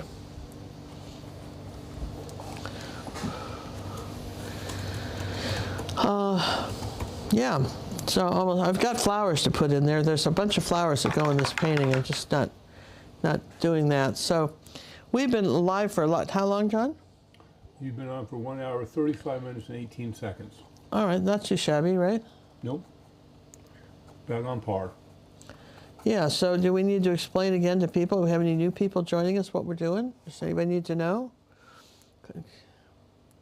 How long does one brush last for ginger? You know, they last a long time because John takes care of them. They probably wouldn't last me very long at all because I don't. But John makes sure that after the show, he doesn't, even though I've been painting for 50 years, he saw me wash brushes one time and he said, you know, I'll do that for you. And I'm going, I had to nip that in the bud right away. Really? You'll do that? No kidding. You know, he does the dishes because it doesn't even want me to unload the dishwasher because he feels like. Jeez, oh Pete, that's a disaster. Because he feels like he could do it just better. throw the coffee cups up there willy-nilly. Imagine. Every old which way. Imagine. From the person who served me with a broken plate. Talk to your daughter. Well, I know they broke it, but you'd have to repeat it, you know? Typically, a brush will last ginger, I don't know, maybe 3 to 6 months, but she uses so many of them. Eventually, she'll just whine and complain that I have to give her a new one. Just like a little kid. Yeah, well, I mean, John does that. And I'll tell you what, being married to George was like living on my own, right? For years, right? being married to John is such an experience because I feel really so protected and loved and looked after. I want you to know that, John. I really do. It's very nice being married to you. I feel like actually somebody gives a rip. And you do, and you show it in every kind of way, right? Except, you know, the broken plate aside, you know, we can let that go. Well, because, right? I mean, look at that go, right? Do you throw your cloths out, or do you wash them and reuse them? You know, we never wash them, but we do have imagination cloths, which we then turn around and sell. And we have a little label, and I sign them, imagination cloths. We did that for a while, and people say, "Can't believe you are selling old paint rags." But you know, I'll tell you what: if Van Gogh had an old paintbrush, and I'd have it in my studio. I'm not saying I'm Van Gogh, and I'm just saying it's the same idea.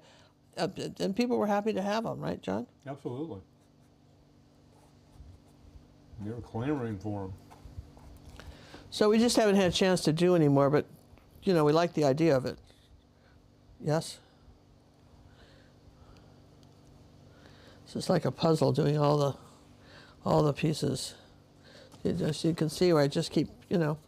A lot of times, too, is that when people mix a color, you know, when you mix cookies, you go right in the center and then kind of spread it around. You sneak up on the edges of them and then do it. Don't just dive in the middle like Greg Louganis in a pool, and then, yeah, don't want to do that. Cinnamon was talking the other day about a person named Colby. Who's Colby? Colby's her dad. Colby's her dad. And I was married to Colby for like 23 years. You don't get prizes for that kind of stuff, so I moved on, you know. Next. And then George for like 20 years. Next. And then John and I have been together for like 10. We've been married just for a year, but we were going to get married before COVID and then couldn't. I have to dry this. I'm going to put in the flowers now. I think I'm in pretty good shape here. What do you guys think? I think we can add flowers to this painting. You do a puzzle challenge again? Yep, after the first of the year.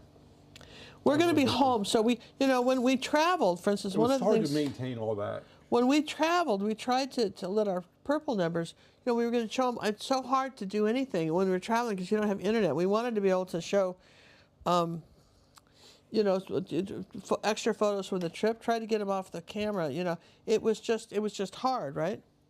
So now that we're home,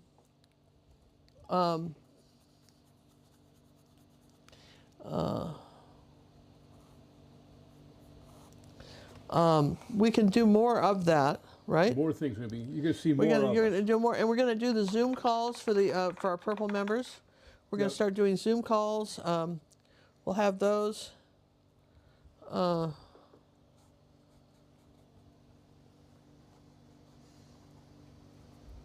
The community puzzle project is coming back. How did Ginger land in Houston? That's another story for another story time, but we will keep that in mind as something you want to know.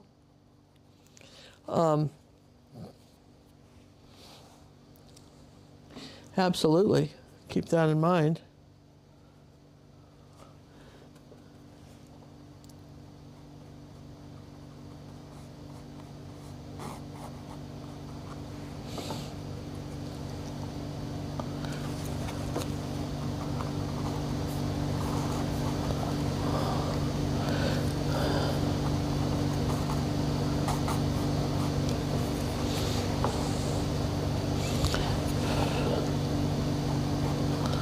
Okay, let me dry this and we'll put flowers on.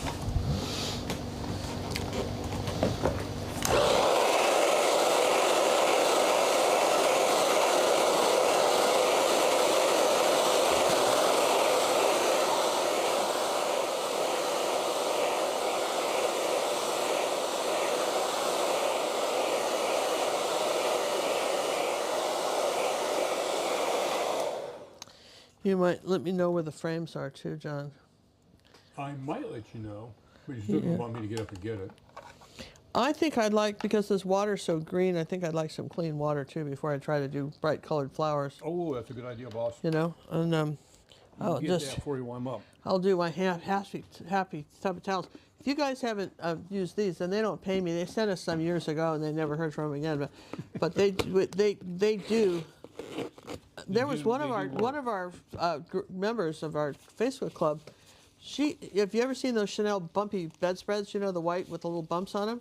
Apparently, she somehow sat on a tube of red paint on her Chanel cotton bedspread, and I would have said that was just a goner. Wouldn't you? These tub of towels are just marvelous, and she said that she got it out, and I know that, for instance, it does take the paint off your hands and off your chair and off your clothes and off the rug and stuff, and they're really meant for cleaning the house, and they've got all these wonderful properties to them, and they're environmentally friendly, and you can read all about them. But we have them here at the house. Occasionally I clean something with them, but mostly just me.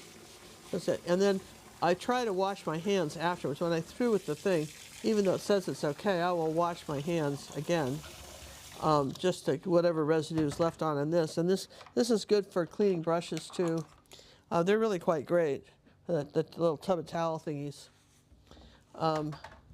Because my other thing too is not my nails. I want to thank to Janny in Canada, who sent me the biotine pills for my nails, which are finally recovered from that fiasco of last spring of letting the nail salon get a hold and put that weird polish on them, and they all just all went downhill. And now I got my nails back, and now I've discovered that because I don't want to wear nail polish, I've invested in a nail brush. Just because the thing about long fingernails is that you're more likely to get, dirt and germs and stuff underneath them. See, like for instance, let me see. Can you see this right here? Oh, that paint. See, like that. There, it'll take that off. But anyway, tub of towels, and I have clean stuff there. So this is just like spending an afternoon with John and me is what you're doing. Wouldn't you say, John? Yeah, we'd offer you tea and crumpets if we had them. Yeah, you we want could have. gold or brown? Brown what? We're talking frames. I'm thinking gold. 'Cause I have a lot of brown in this. I'm thinking gold. I'm not quite ready to frame it yet, but No, but I'm going to put it over here so it's in your sector instead of my sector. Yeah. And I'll just turn this upside down. Do I have another one of these palettes, John? This is my last piece of paper. Oh, well, I know we do, but you know where they are. Just not that we don't have them. Of course, we have it. That's the baby one. That's a big one. That's a bigger one.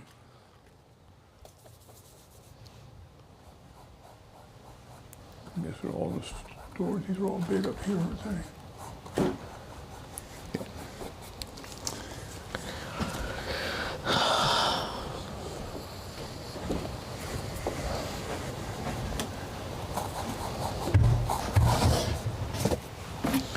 all right.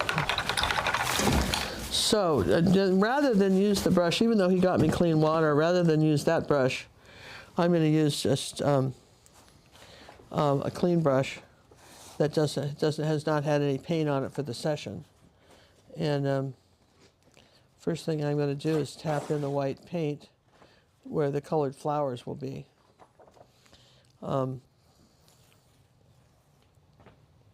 Again, this is more of an abstract painting. It's figurative abstract, I would say. Yeah. So today I was doing some personal art coaching, and some of you may have seen the painting we did for our YouTube show on the holly and the candles, which was wasn't abstract, but it was definitely impressionistic. And this one gal said that she liked doing it, but she had real trouble doing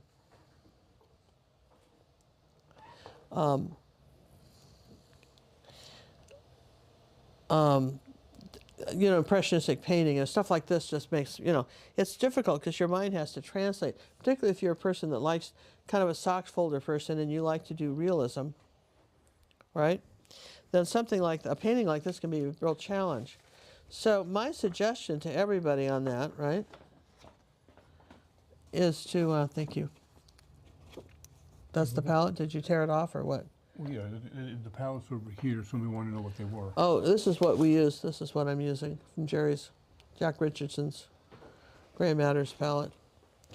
And remind me for stories, when I'm trying to think of stories, to talk about art supplies that we got, say, 20 years ago or 30 years ago and what we're getting now. I mean, I know old people are annoying in that they're always saying, well, back when I was, you could get, but honest to God, you could get, I mean, we don't make this stuff up, right?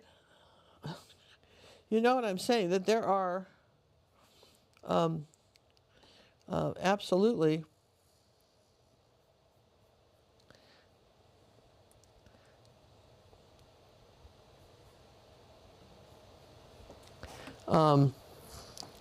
products that are no longer that are not the quality they were some time ago.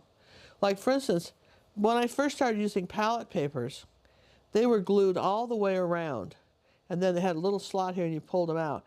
And you know, you have to watch the brand on this wax. You want to make sure when you buy a wax palette paper that it doesn't say for oil paint. It's going to be different. It's got to be for acrylic, you know. And because the oil paint, the surface is different. You want wax if you're going to use these. And certain brands, when you open up the sheet, it just slides out. Well, the whole point of something like this is that it's stuck here. Now, see, it used to be glued down on you know, all sides and just a little bit, and you tear it off. Now they're just going to loose. But some brands are so bad that it'll slip right off, and that's just worthless. You know, quality control is just, well, you know, again, you wonder when people paint is one thing. When people produce art supplies, are they artists? And it's amazing. Some time ago, when I used to do art lessons at Jerry's Artorama here in Houston, it was sort of indicated to me that they loved my opinion on their products. But let me tell you something, they didn't want it at all. And you know I'm very opinionated, and really they didn't want to, if it wasn't great, they didn't want to know how to, wanted me to say it was great, but if I didn't have those words, like they were great, it's like some people with their kids and their dogs, if you're not saying that they're great, then they don't want to know. But anyway, that I digress. But still, it can be a little annoying.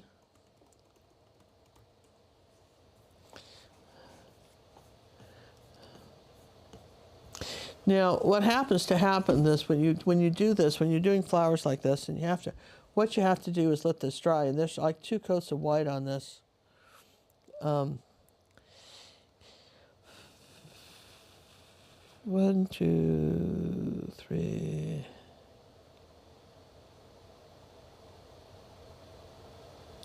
All right, so I'm going to dry that. Can I paint over a painting that I've already varnished? Forgot what you told us. Depends Yeah, you can. If it's like Liquitex gloss medium and varnish, yeah. It depends on the varnish. Depends on the varnish, yeah, it really does. Absolutely does. It really does depend. It's just totally on the... If it's a Liquitex one, you can, but if it's like a spray varnish or something that's more petroleum-based or something... You know, what you need to do on something like that is you ask the manufacturer, you go up to the golden... You ask the manufacturer, and if a manufacturer is not available, then I wouldn't buy it anyway. If there isn't a little tech support with whatever it is you're doing, right? I would want a little tech support.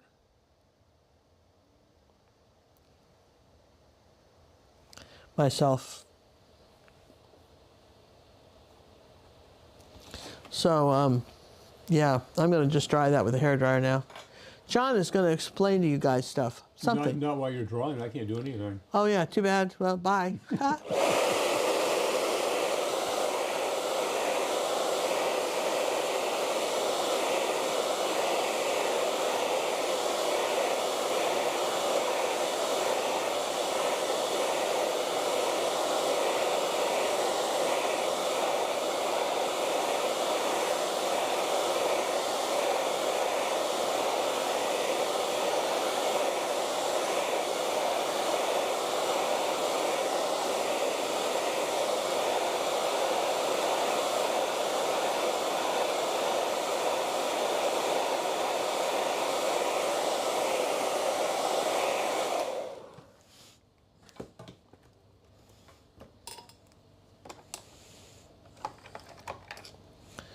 Nice thing about drying everything is that you see as you dry it, you see where you're maybe missing a bit of stuff.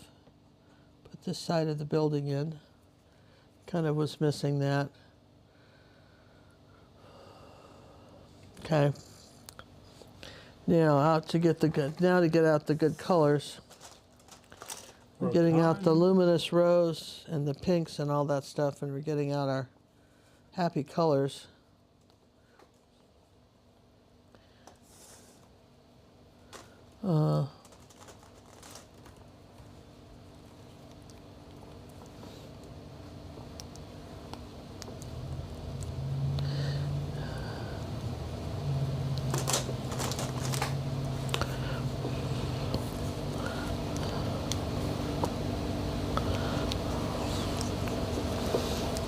Then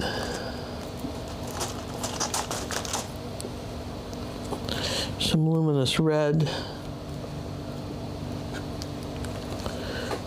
Let's see what else we're getting out. Luminous rose for sure. Oh, that's opera again. I want rose. Okay, rose, where'd you go?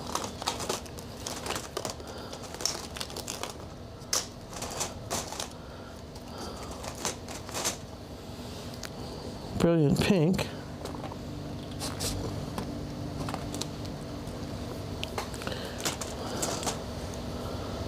Luminous opera. Luminous rose, where did that go? Opera. I know we had, you just got me some luminous rose, didn't you? Red.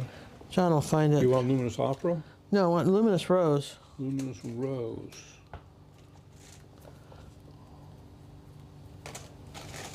This is like This one here? that one. There you go.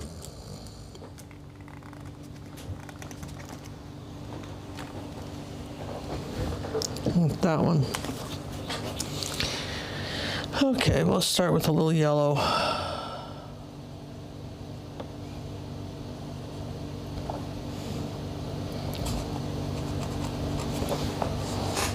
We'll put these in.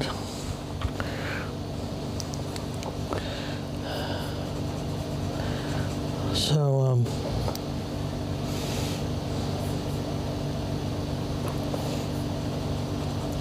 one color I really, really love is the cadmium orange from Golden. It is such a bright orange. And, you know, it's just certain colors you can mix, but if you want, like, for instance, your brightest purple is diazonine purple, but diazonine has a glare to it. For a lot of my earlier videos, I used it. Now I have decided, I evolved on, you know, and I decided what I like better is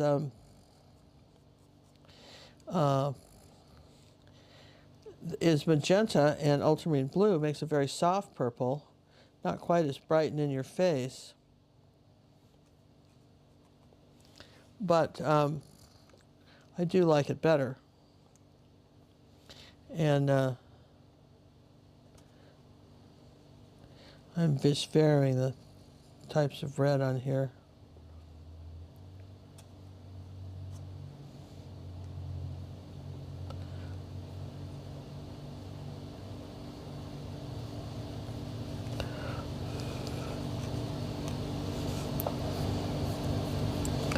Let's see, I want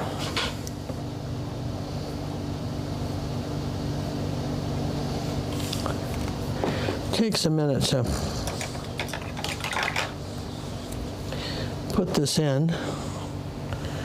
And you know, for instance, cad yellow light is a color that you can't mix by adding white to cad yellow medium. It's just one of those colors you've got to have. We have, if you haven't given yourself one of our quintessential mixing journals, and it's, you know, that's I don't know, it really tells you all, you know, everything you wanted to know about mixing colors and how to do it and how to make your own journal. Well worth having, right? Wouldn't you say, John? Absolutely.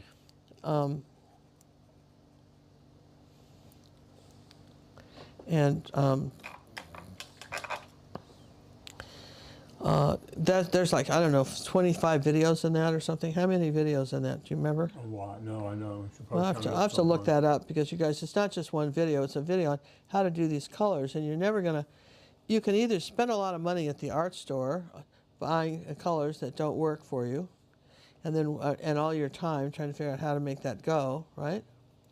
Or, here's a thought, you could just buy the journal and, you know, and just have that as your own reference guide to how you want it to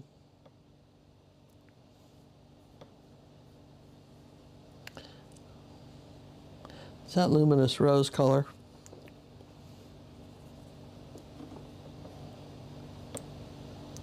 And it's just this wonderful Pepto-Bismol pink color.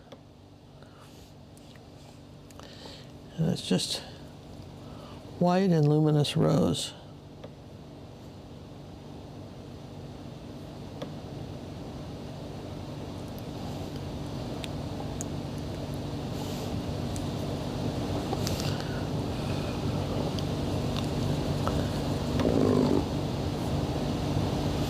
It's got a little magenta in it.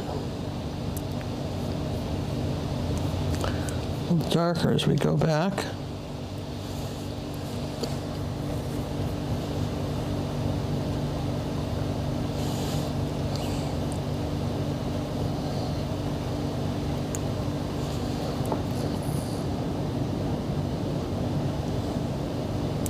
Nothing is ever just one color. That's what's interesting, is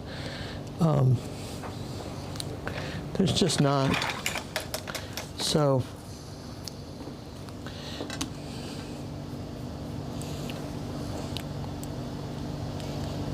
it's the Holbein light pink.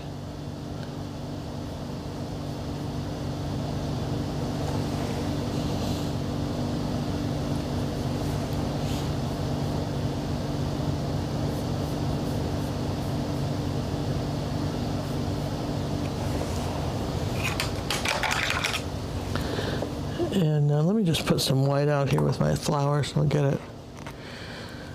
So I hope that, I'm very curious about, I know a lot of you have commented, and some of you, don't really never comment, so you're not commenting now, but this story time thing we're doing, we have all these paintings to do, and this is a fun way to share the experience with you. And I'm curious to know,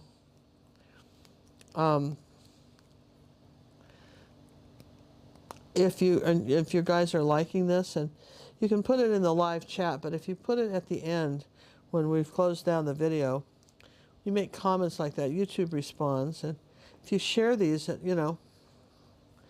maybe it's just think of us as being like with old friends, right?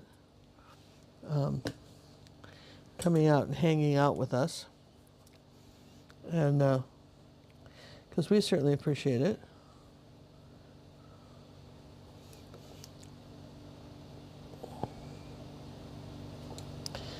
And we have two people that like it. What's that? Two people like the Storytime series. Yeah? There's a third one. They're growing fast. Okay. Well, like I said, we probably got another 40 to do. And, people always laugh because, I know I'm a bit of a storyteller anyway. That's what I do. Really? I tell stories. That. I find it so interesting. Stories are fun, and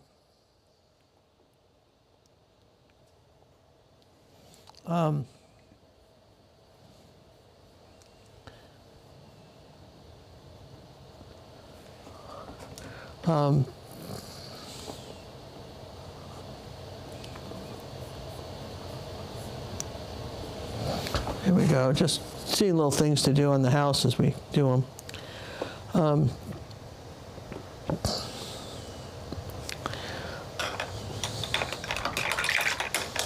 Now these flowers, when we varnish them, they will really come out even more dramatically than what you're seeing now. That's one thing you can be sure of. So this is cad red cad red light. And I'll put a little orange in it. Let's get some yellow and put some yellow in it and just even change it a bit more.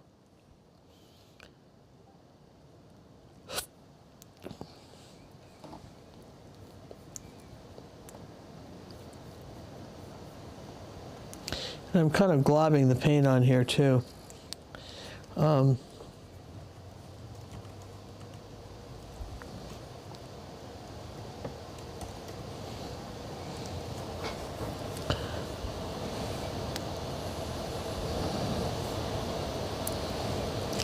this is cad red, which is very bright in itself.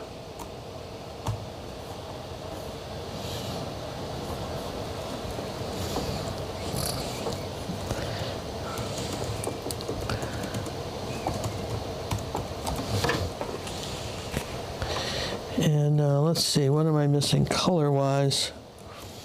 Oh yeah, there was that marigold. Yeah, I know that. Marigold is a very translucent color, so it's all right over white, but just so you know, it's extremely translucent.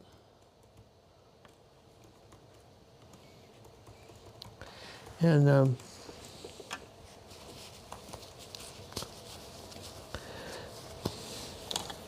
it's nice for glazing. You can make a marigold color. It's in our mixing journal on how to do that.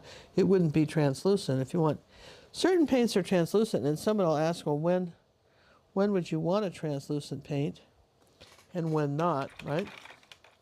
And you want a translucent paint when you want the clear color and it almost has a glazing effect. Like, see what I'm doing here over the white? And you see how it's still tinting it. Now, one thing I'm doing is I'm wiping my brush on the rag and it's running into other colors and mixing on the rag. You need to change rags every once in a while, so often. So otherwise you'll find yourself not understanding how you got the color you just did. Okay? Jill's family is sitting around watching and listening while they're playing with Legos. Well, that is the perfect thing to be doing. Yes. Anybody watch Lego Masters? Come on, Lego Masters. Come on, Lego Masters. Come on, that's like our favorite show. Final for next week. I love Lego Masters. And, you know, I had Lincoln Logs. That's how old I am. We had Lincoln Logs. You didn't have Legos when you were a kid? No, Lincoln Logs. Yeah, I had Lincoln Logs too. We didn't have Legos. I had Lincoln Logs, and I'd go to the dime store. There was such a thing as the dime store. Now it's called the dollar store. That's inflation, but it was the 5 and dime. And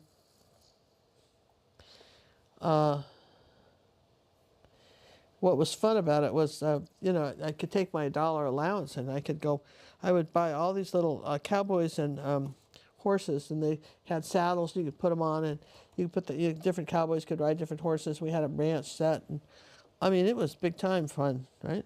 Oh, heck yeah.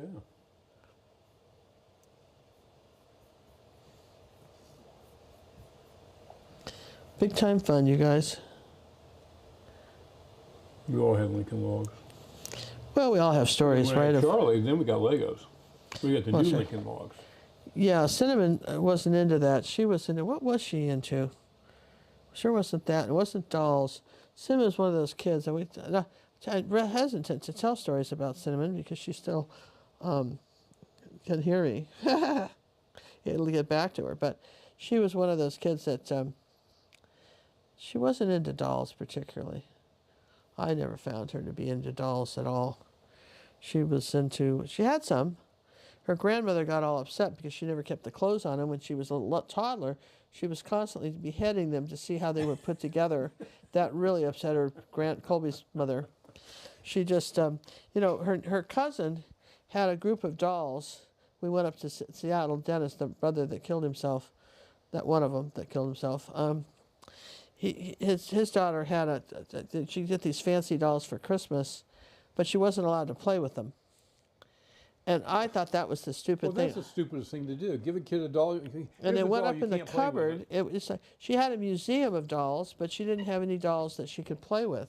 That's just dumb. And She did. She just, This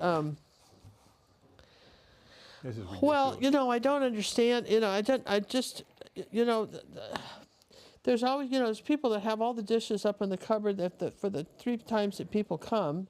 Yeah. And then nobody's allowed, those are the good dishes. And maybe on Thanksgiving you use the good dishes.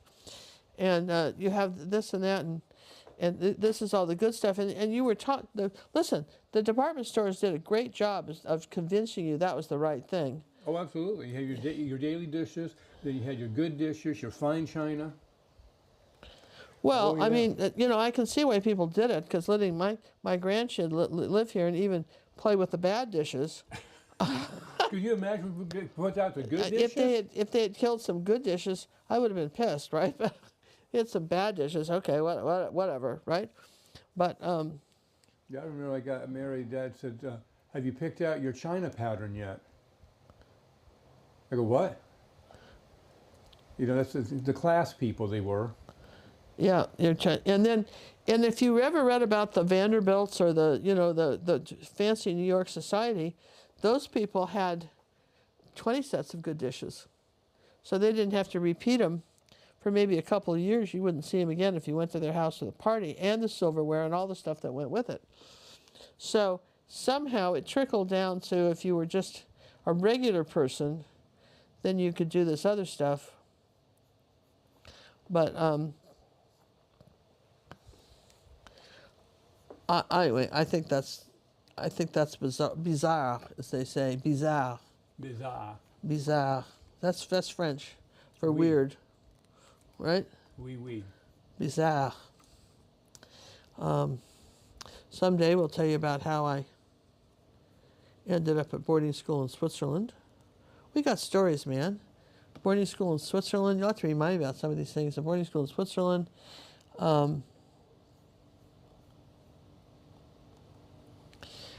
This is my second layer of color on these flowers.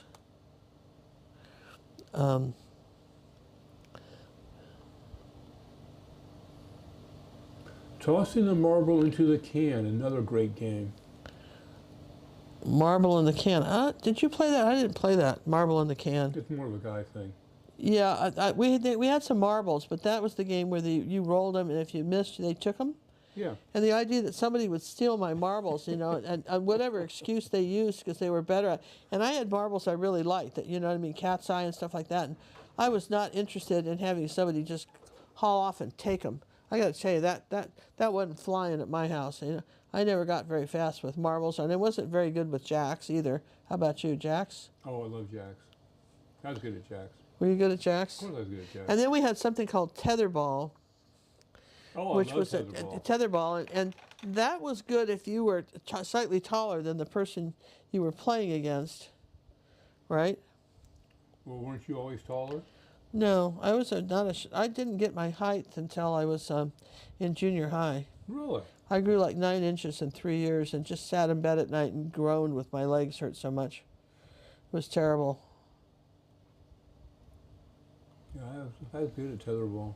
And dodgeball, remember dodgeball when you used to be able to throw balls? Oh, yeah, and soak them, and then people just threw shit at you. Man, I really those hated are the good that. old days, man. You don't do that anymore. God, no, because people threw shit at you, John. They were throwing me. These were some mean playground days, right? You could probably get all those kids ready for the Vietnam War or something, because this was mean stuff, man. It's just mean things. And then we had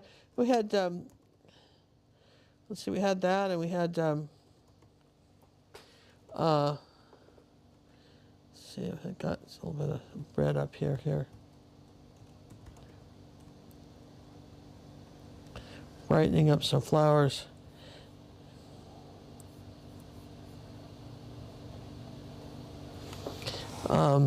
Yeah, we had that for sure, and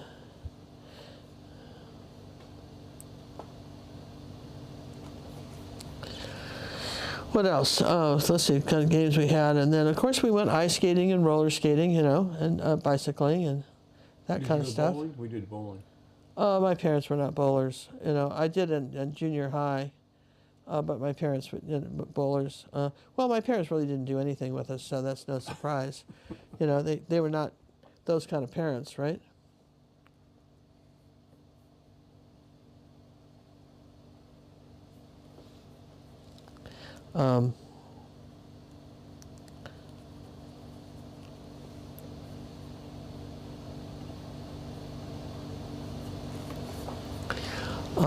They could have, yeah, no, nobody did anything like that, right?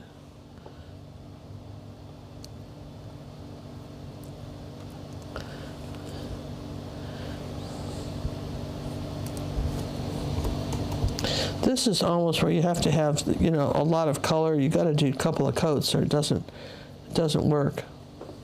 If you want these flowers to show up. You got to build it up. Yeah.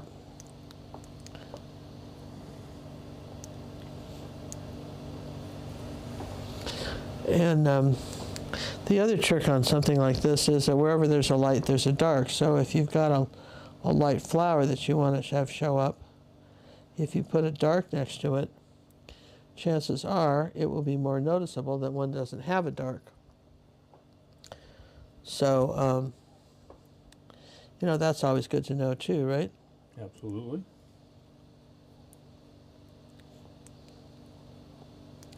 Like right under, those are going to look brighter because I put a dark right underneath them. Even if it's just a dark green.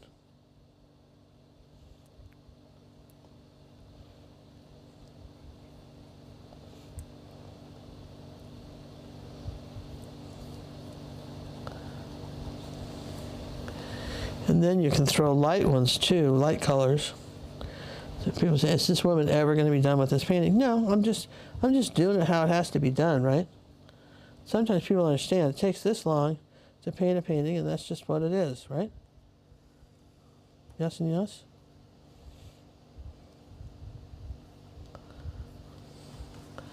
So,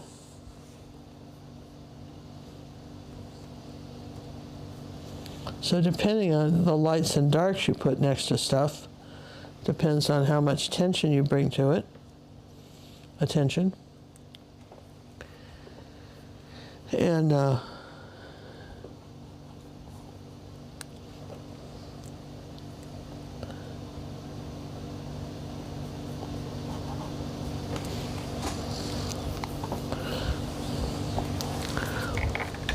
almost done, honestly. Like 99.9% done. 99.9. Yeah. I know it's hard to believe, isn't it?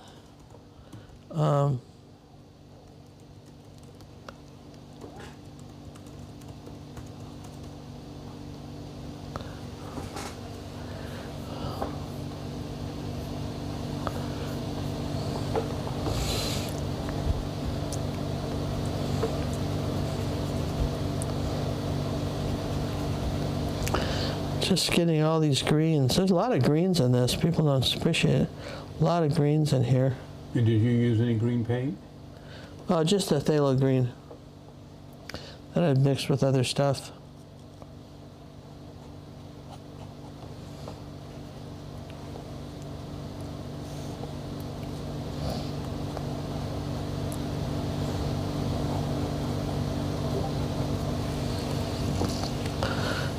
And then I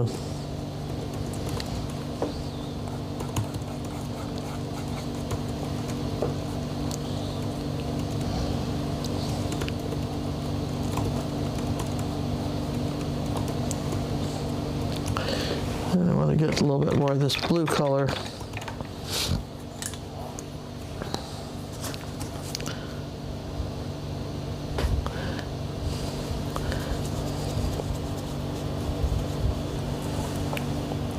Is that a river in the foreground there? Yeah. Kind of drying up, or we're at the edge of it. What, over here? Well, you got to lean it up, and then you have sand up at the other end, or tan. Yeah, yeah. It's just it's the leftover river. Little pondy area. Yeah. See, I want this flower to show up, so I'm going to take that blue and go above it. See what I'm doing? You're separating it.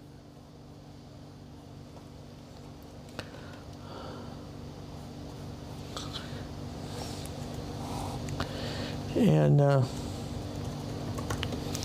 I'm going to take a little bit of this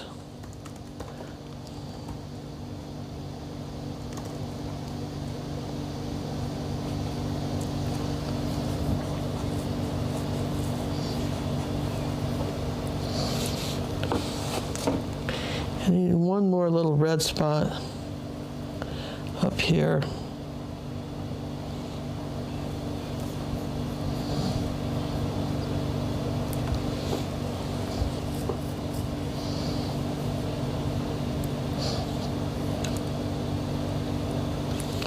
And let's get some brighter green.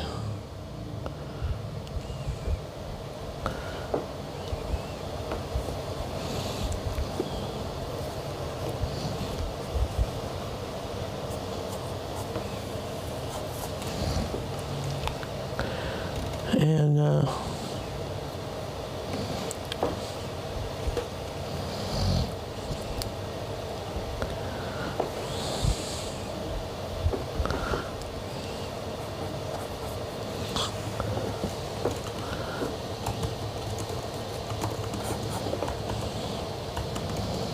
little bit of orange and brown.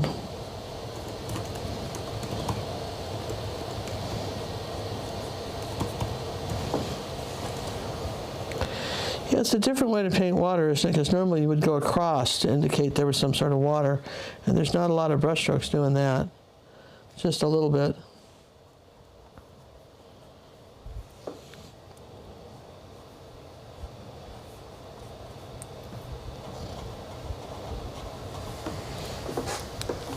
So let's put it in the frame now. I think I pretty much got it. You're happy with it? Yeah. Alrighty. And I am just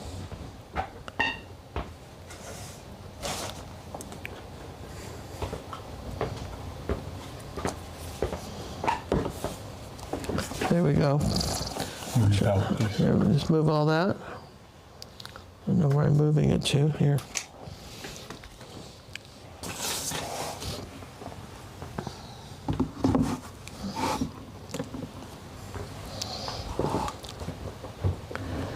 Another award winner.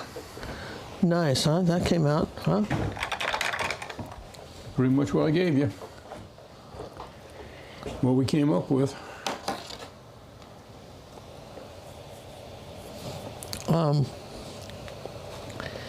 Yeah, that's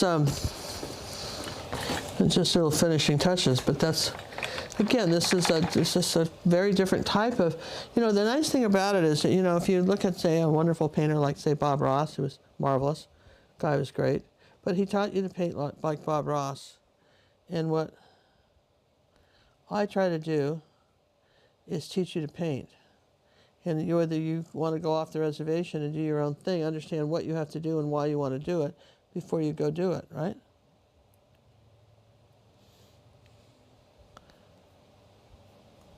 That makes sense. And I think that that's a pretty wonderful thing to learn to do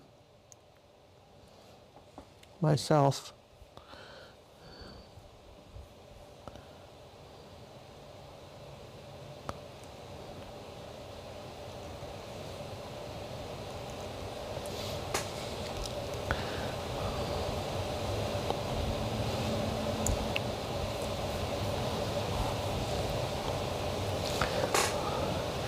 And we'll come over here on the right, over here on the right, and do a little bit more of this.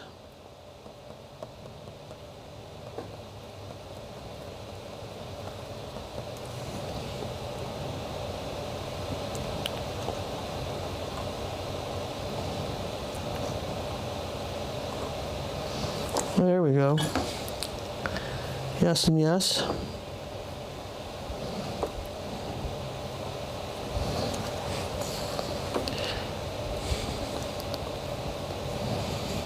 Sweet.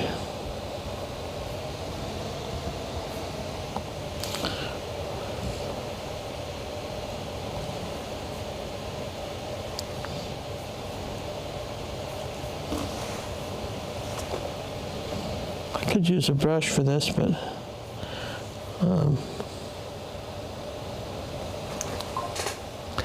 all right, I'm gonna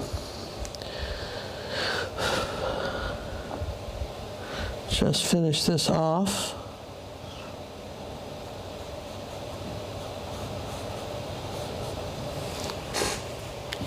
and sign it over there. Sign it over where? I think, In the water? well, maybe right here. I In guess the water right could there. be washed away. Yeah, I'll sign it. Yeah, no, sign it right. I'll sign it right here. So I hope you guys have, are enjoying these. We're doing the paintings anyway. So we heard about the story time thing. In fact, we were doing it anyway, and my daughter said, if it's story time, people actually look for that. And we're going, cool, do they really? Honestly. That's nice. Well, if they do, we're delighted to, we're delighted to participate, because I was telling you stories anyway, and apparently there's a, this is a thing, which I've been doing all along anyway. You know that, right? I know that. So please give us a thumbs up, a like, and a share. And let other people know this is what we're doing. After this is posted, come back and make a few comments. Let's try to get some conversation going so YouTube will understand that people like us. We're assuming you like us.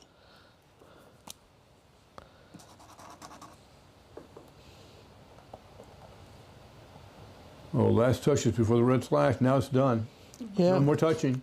All right, you guys. Thanks for sharing your afternoon with us, or wherever time you're watching it. Thanks for sharing, and I'll look for more of our Fly on the Wall, Storytime chit-chat sessions on YouTube. Bye, everyone. See you next time, which will probably be tomorrow. Bye.